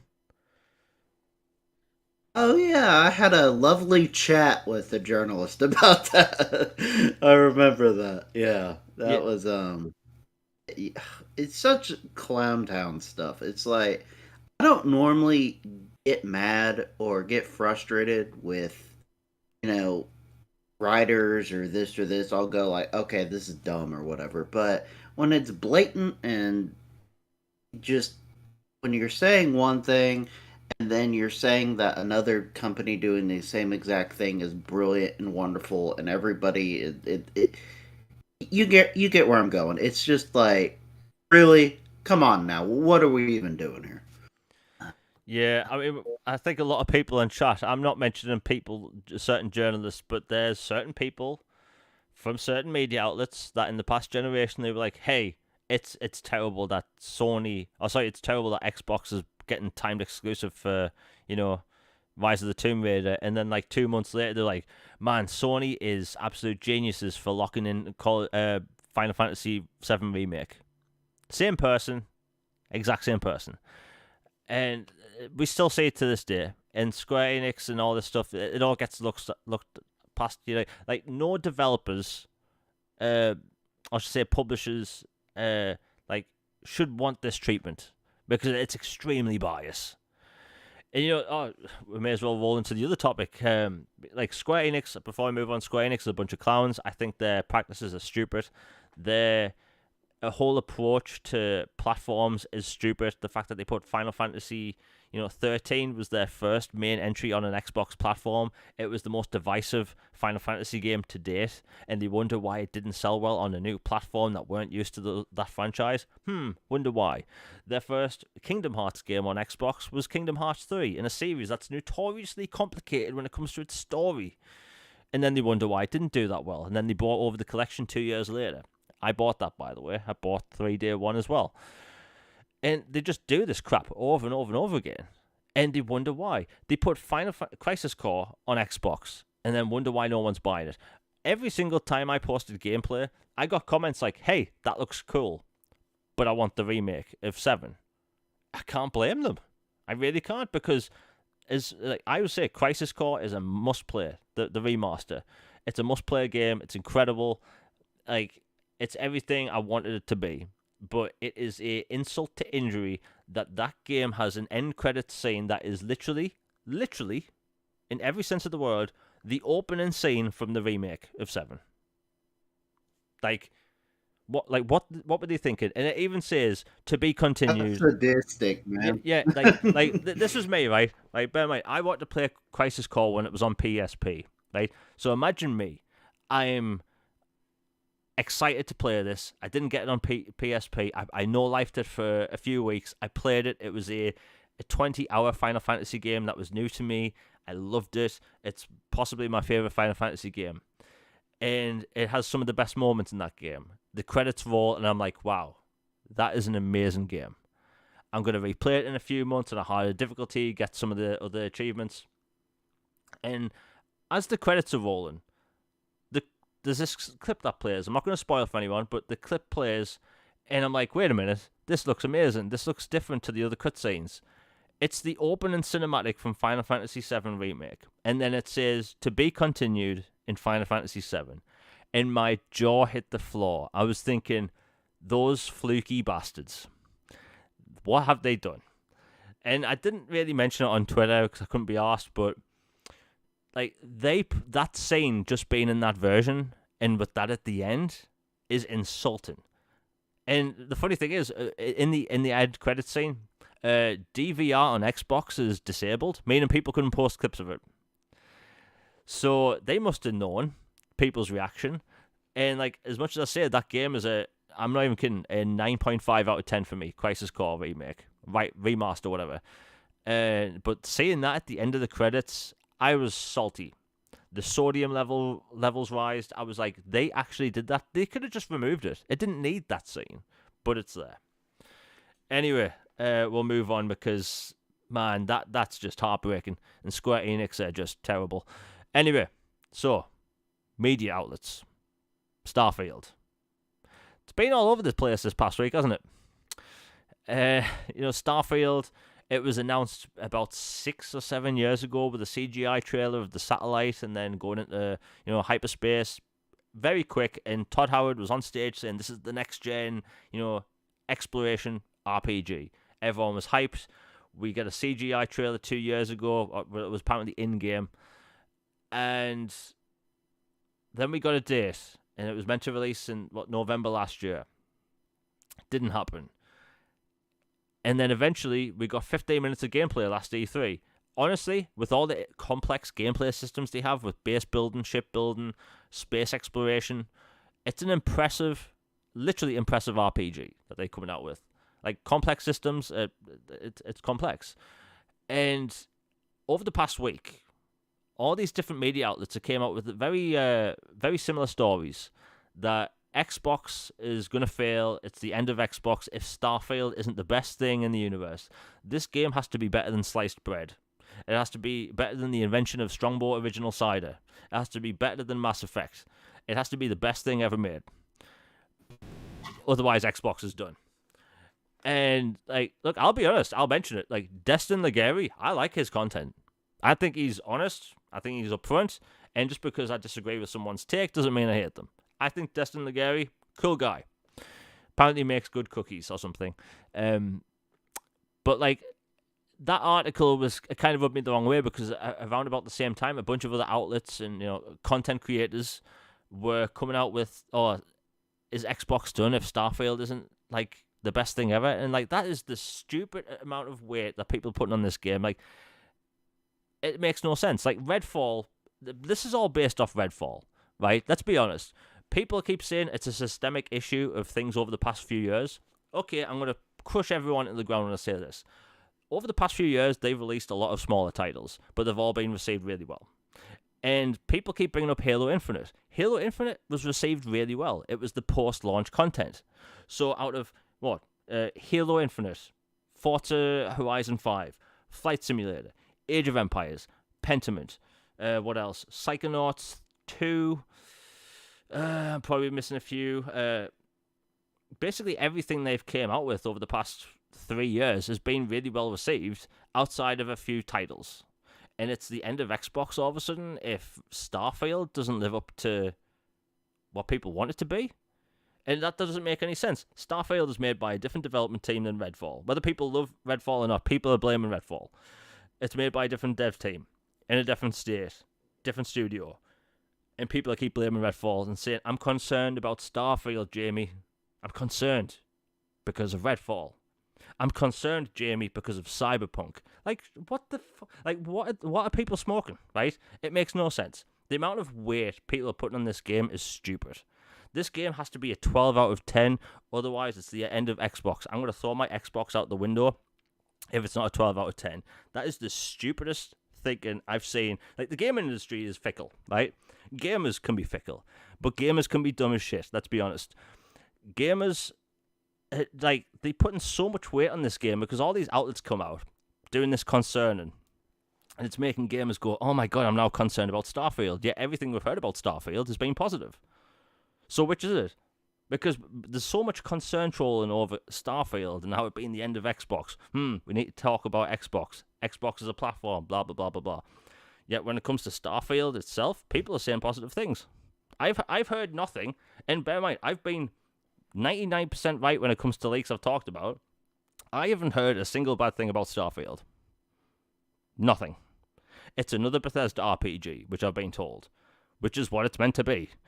And like Jez from Windows Central said this something similar, and it's like people are making such a big fuss of it all of a sudden. But yet, when Pentiment, and Pentiment was a small game, but it was experimental, people liked it. Psychonauts 2, people liked it. Halo Infinite, people liked it. Forza Horizon 5, greatly received, people liked it. Age of Empires 2, people liked it. Flight Simulator on a console, people liked it. So what is this negative downturn of Xbox all of a sudden, which makes no sense. No sense at all. Logan, talk because I need to drink something. It's okay. Let me get my 6 foot tall soapbox, and I'll get up and talk for a while. But yeah, the whole drama about Starfield is ridiculous. Like, I'm super hyped for it. I'm super excited for it. As I said earlier, as long as it's Skyrim or Fallout like in space, even if it was just like didn't add a ton of innovation or anything like that, but it was like those in space, I would be thrilled. But it is adding innovation and other things, so it's going to be their most ambitious title ever. I'm super excited for it. Yes, the gunplay looked a little dodgy, and the facial animations were not the best in the world, but you know what? I think they can improve that. Id Software is working on the gunplay as we speak, and I assume that the game is going to be more polished by the time it comes out in September or later, and I'm super hyped for it. And the idea that if Starfield does not cure cancer, solve, create world peace, um, give the meaning of life, solve string theory, like all this stuff. Like if Starfield does not solve the world's mysteries and greatest unknowns and give new meaning to the universe, like the Xbox is doomed, is ridiculous. Starfield could come out and be Redfall 2.0 and Xbox would still survive. Like, frankly, there's no way I see that happening, but it could be terrible. It could be an awful game, and Xbox would still survive. They survived. We had the anniversary of the Xbox One the other day, which I was like, great, why are we bringing this up Yeah. again? But if the Xbox survived that abomination, just absolute giant cluster cluck, face palm, fall on your face in a pit of spikes moment. If they survived that and are doing as great as they are now, they're going to be just fine if their space game does not live up to some absurd notion. And the fact that people are putting so much weight on it is such a FUD driven, SEO machine appeasing, just cultural zeitgeist, gotta get in there, get my clicks for the rent, just nonsense. Like, there are good writers out there. And even some good writers have been putting out some stuff that it's like, you guys know better than this. Like, come on now. Like, I don't know. It's just, you don't want to blame media for this or media for that, all the time because then you start just sounding paranoid or, angry or whatever. But it's just, there's these narratives that get shaped. And then it's like nothing can ever be good enough anymore. And it makes it to where you're like, you know what? Maybe we're too engrossed in this social media, bubble. Because I guarantee you, like, if I talk to a friend who's not big into social media about the game or something, they're like, dude, I can't wait till Starfield comes out. Or, oh man, the latest God of War was awesome, or this or this. They're just talking about joy and happiness of these games and experiences. They're not talking about, oh, well, it was only 30 FPS or it got delayed by a couple months. So that must mean the company's doomed and they're going to fire everybody and break up and just tear it all down and just doom and gloom, brimstone and fire and everything. It's like this whole negativity fetish thing is just over the top ridiculous. And look, I get it. I get criticizing a company when they do bad. Remember when Xbox had the brilliant idea to jack the price up of Xbox Live Gold for like a day? Like they made the price obscenely high. Everybody was like, "What are you smoking? Like, how is this okay? Like, what are you doing?" And then lo and behold, they reversed it a day later. Like calling out stuff like that, yes, that makes sense. Do it. But this whole like game has to be this thing or else. And it's like, whose opinion really matters? Is it just the gamers who play these games that do this? Or is it 20 blog boys who just who get a code and then decide to crash a game for reasons? It's I don't know, man. I just think the system is flawed. Listen to who you like and trust and their opinions.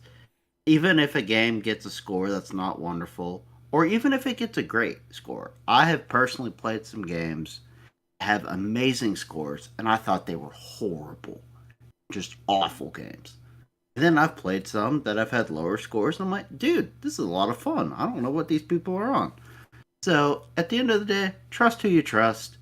Listen to good folks, and don't buy the toxic stupidity. It's not helping anybody, and they know that. Yeah, the reason why like people are bringing it up is because doesn't anyone find it a bit weird how like it's not like you just have one article from one place saying, "Hey, Xbox, blah blah blah blah blah, bad thing," and Starfield is the last thing. Starfield is the last hope, blah blah blah. Isn't it a bit weird that like 10 different media outlets did that type of thing, as well as like relatively large content creators? Like, it's a bit weird. Like, and the thing is, we in this weird place before E3 in the summer, game shows where there's next to no news. right? So all we're gonna hear until there's major leaks, which we're gonna talk about next before we close the show, like we're gonna hear about the Switch Pro, Switch 2, and GTA 6, and the end of Xbox. That's gonna be it. And I'm sick of it. It's like I keep mentioning it because like it's so obvious. We can all see it, and that's the very sad thing. It's it just keeps happening because they get clicks. Anyway, move on to something positive before we close the show. So I'm a huge Metal Gear Solid fan, and I've been playing since the original. I played the original games. They came out a long time ago, but Metal Gear Solid 1, I loved that game on the original PlayStation, and then I got them on PlayStation 2, Xbox, then the HD collection on 360, all that stuff. And we've had no Metal Gear for years. Well, it turns out Konami is wanting to get back into the AAA space, and the rumour's been for the past year and a half that Metal Gear Solid 1 is getting a remake and it's going to be exclusive to PlayStation.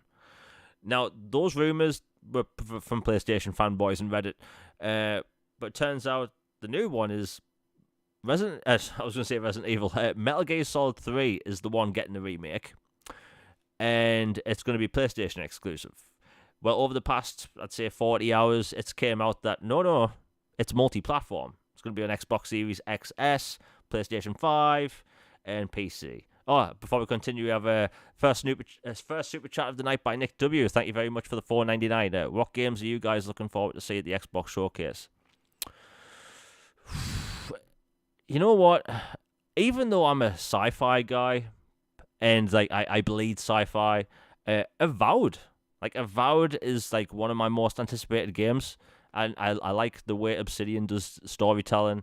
For me, it's mainly Avowed, some Japanese RPGs. Like they must have something there. And honestly, and I've been including a lot of lists on Twitter. Like, what do I want to see most? I just want to be surprised. I want to be surprised by something nobody sees coming, like Hi-Fi Rush. Right? Nobody saw that coming. Even it's a big game, and it didn't leak, not really. And I just want to be genuinely surprised from a title that we know nothing about, no hirings, nothing on LinkedIn leaks, nothing, no concept art, nothing. Something to surprise me again and make me think, wow, I need to play that. Much like Hi-Fi Rush. And I think they've got enough studios that can do that. Logan, what are you looking forward to at the game showcase? Yeah, from what I assume will be there, I'm really looking forward to Hellblade 2. I love the first one.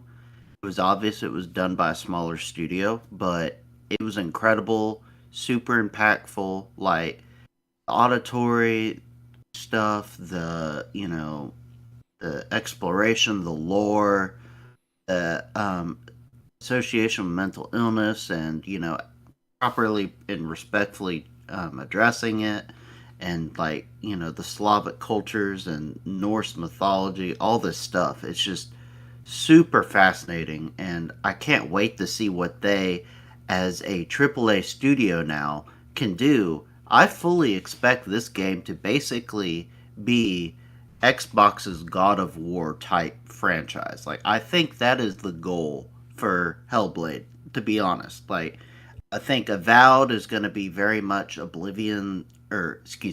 Obsidian's kind of take on Elder Scrolls type stuff, but with their own twist and their own narrative and story and worlds and stuff.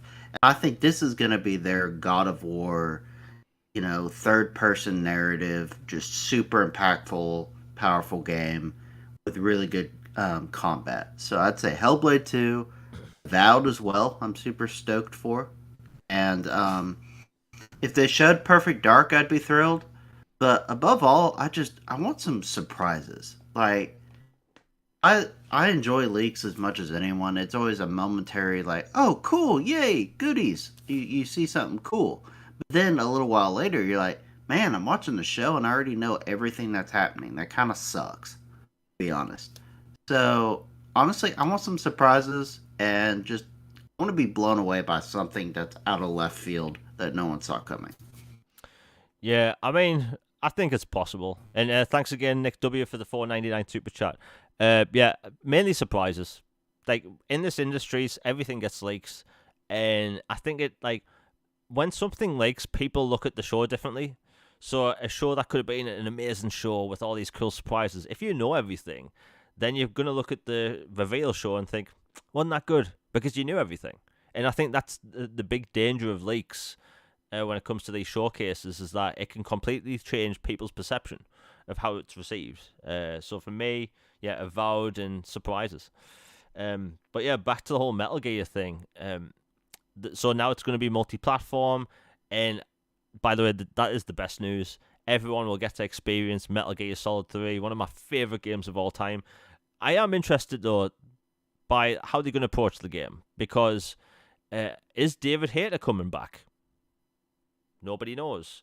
Are they taking cutscenes from the pachinko machine? I'm being serious, by the way. Are they taking cutscenes from the pachinko machine in Japan and turning that into a game?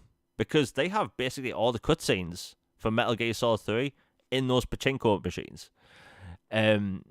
Like, that's why I'm using the thumbnail today, by the way. If people wondering, like, why does Solid Snake, or sorry, Big Boss, look so, like, photorealistic compared to the original? It's a pachinko machine image. That's why. But yeah, I'm interested. I need David Hayter to be back. Like, he does the voice of Solid Snake and Big Boss. Like, they need him back.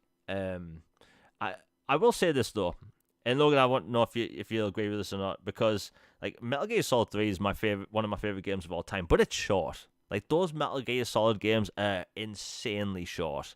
It's just a lot of the time is taken up by codec calls. So you're sitting there listening to a conversation. And there's nothing wrong with that, but like when it comes to the gameplay alone, Metal Gear Solid 3 you can finish in a few hours. And I think that they will maybe put side objectives in, maybe change the way the content is, different structure. Like, I don't think it'll be open world. I think open world for 3 would ruin it, but they will change some stuff, I think. I need David Hayter back, man. Like, he is the voice. But it's good that Konami is getting back into the AAA scene, and they're going to go multi-platform. It was just confirmed before the show went live. Jez Corden from Windows Central has also heard that it's multi-platform, and it's great, man. Everyone gets a win in this scenario, and I can't wait. Logan, it's been wild today because the rumors have been all over the place, but it's really looking like it's going to be on everything now.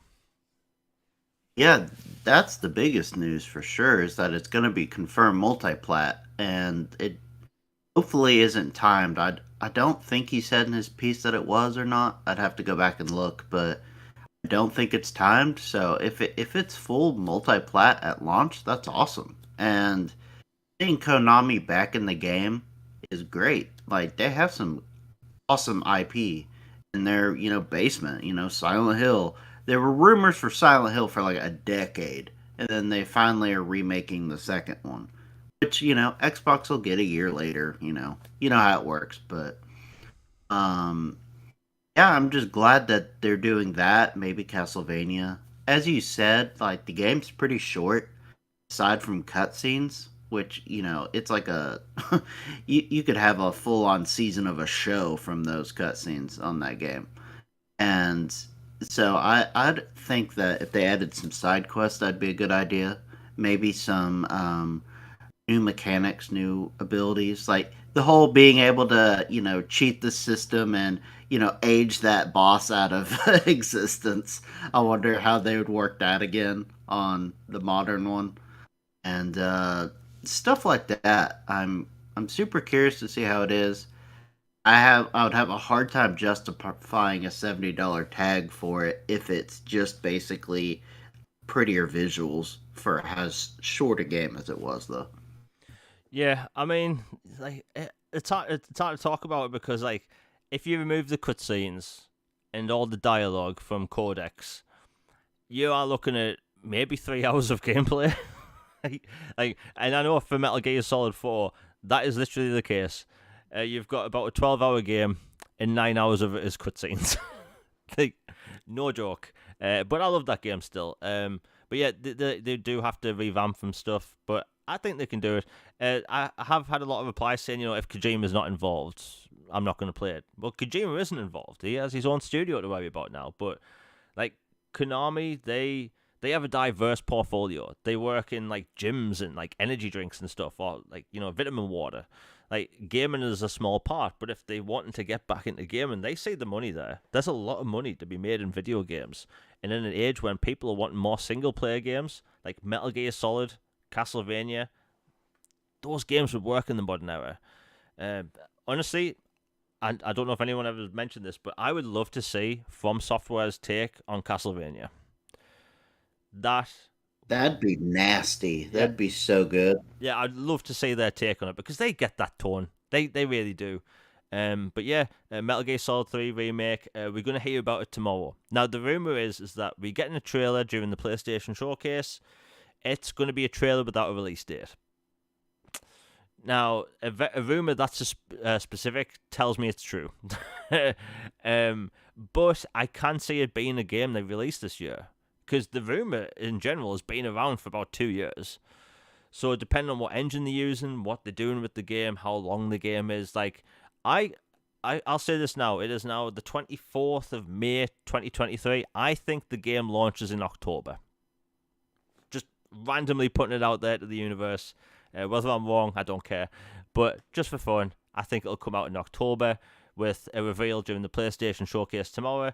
And they are actually meant to be having an E3 presser this year, which is kind of strange because they haven't had an E3 presser since, I think, 2010, which is literally the worst E3 press conference of all time. It is so... Logan, did you ever watch it? I can't remember. It's been a long time, man. It was the extra corny one where they brought wrestlers out to fight on stage. Oh God. Yeah. Yeah, Oh, it was so bad. It's all on YouTube. People can watch it. Konami 2010 E3. There's also one for Activision, I think, in 2009, where the host was drunk. It's all up on YouTube. But yeah, it's good to see that Konami's getting back into games because a modern Castlevania and Metal Gear Solid, can't wait. And I will say this: it's funny to see the PlayStation-centric people that in the past 24 hours they've gone from absolutely amazingly hyped about Metal Gear, posting about Metal Gear all the time, to not really talking about it much. Like, because it's not exclusive, baby. Yeah, and it got me thinking the other day. Like, they don't really care about like games. They care about exclusives. They care about like being able to name something, put it in a list. But like, they're still gonna get to play it. It's gonna be on everything. So like, they're not missing out. But that's a story for another day. But I'm happy that Metal Gear is coming back.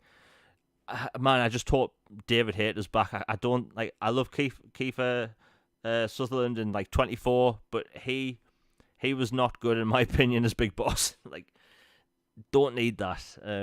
But yeah, Logan, have you got anything to say before we close out the show? No, just that I'm looking forward to the showcase, and we should have some more inklings of stuff that'll be there in the near future. So hopefully, by next time we have even more to discuss about the showcase. Should be a good one. Nice. It's been awesome having you on again, man. And everyone in chat today, been awesome. Like I said before, this is the best chat. There's no one like the porn bots are gone. Everyone's chill. Great chat. But yeah, we'll be back at the same time next week. And next week's show should be pretty interesting because we'll actually have more games to talk about with trailers, which is awesome. And between now and the next show, I already have a video made which will be out on either Thursday or Friday. I need to get the timing right. But if you're wondering what games are coming to Xbox in the coming months and all that stuff, I've got you covered. Anyway, that video will be out on probably Thursday. Podcast will be back again next week, same time, all that stuff. But yeah, everyone in chat, been awesome. Back again next week. We are out. Peace, everybody.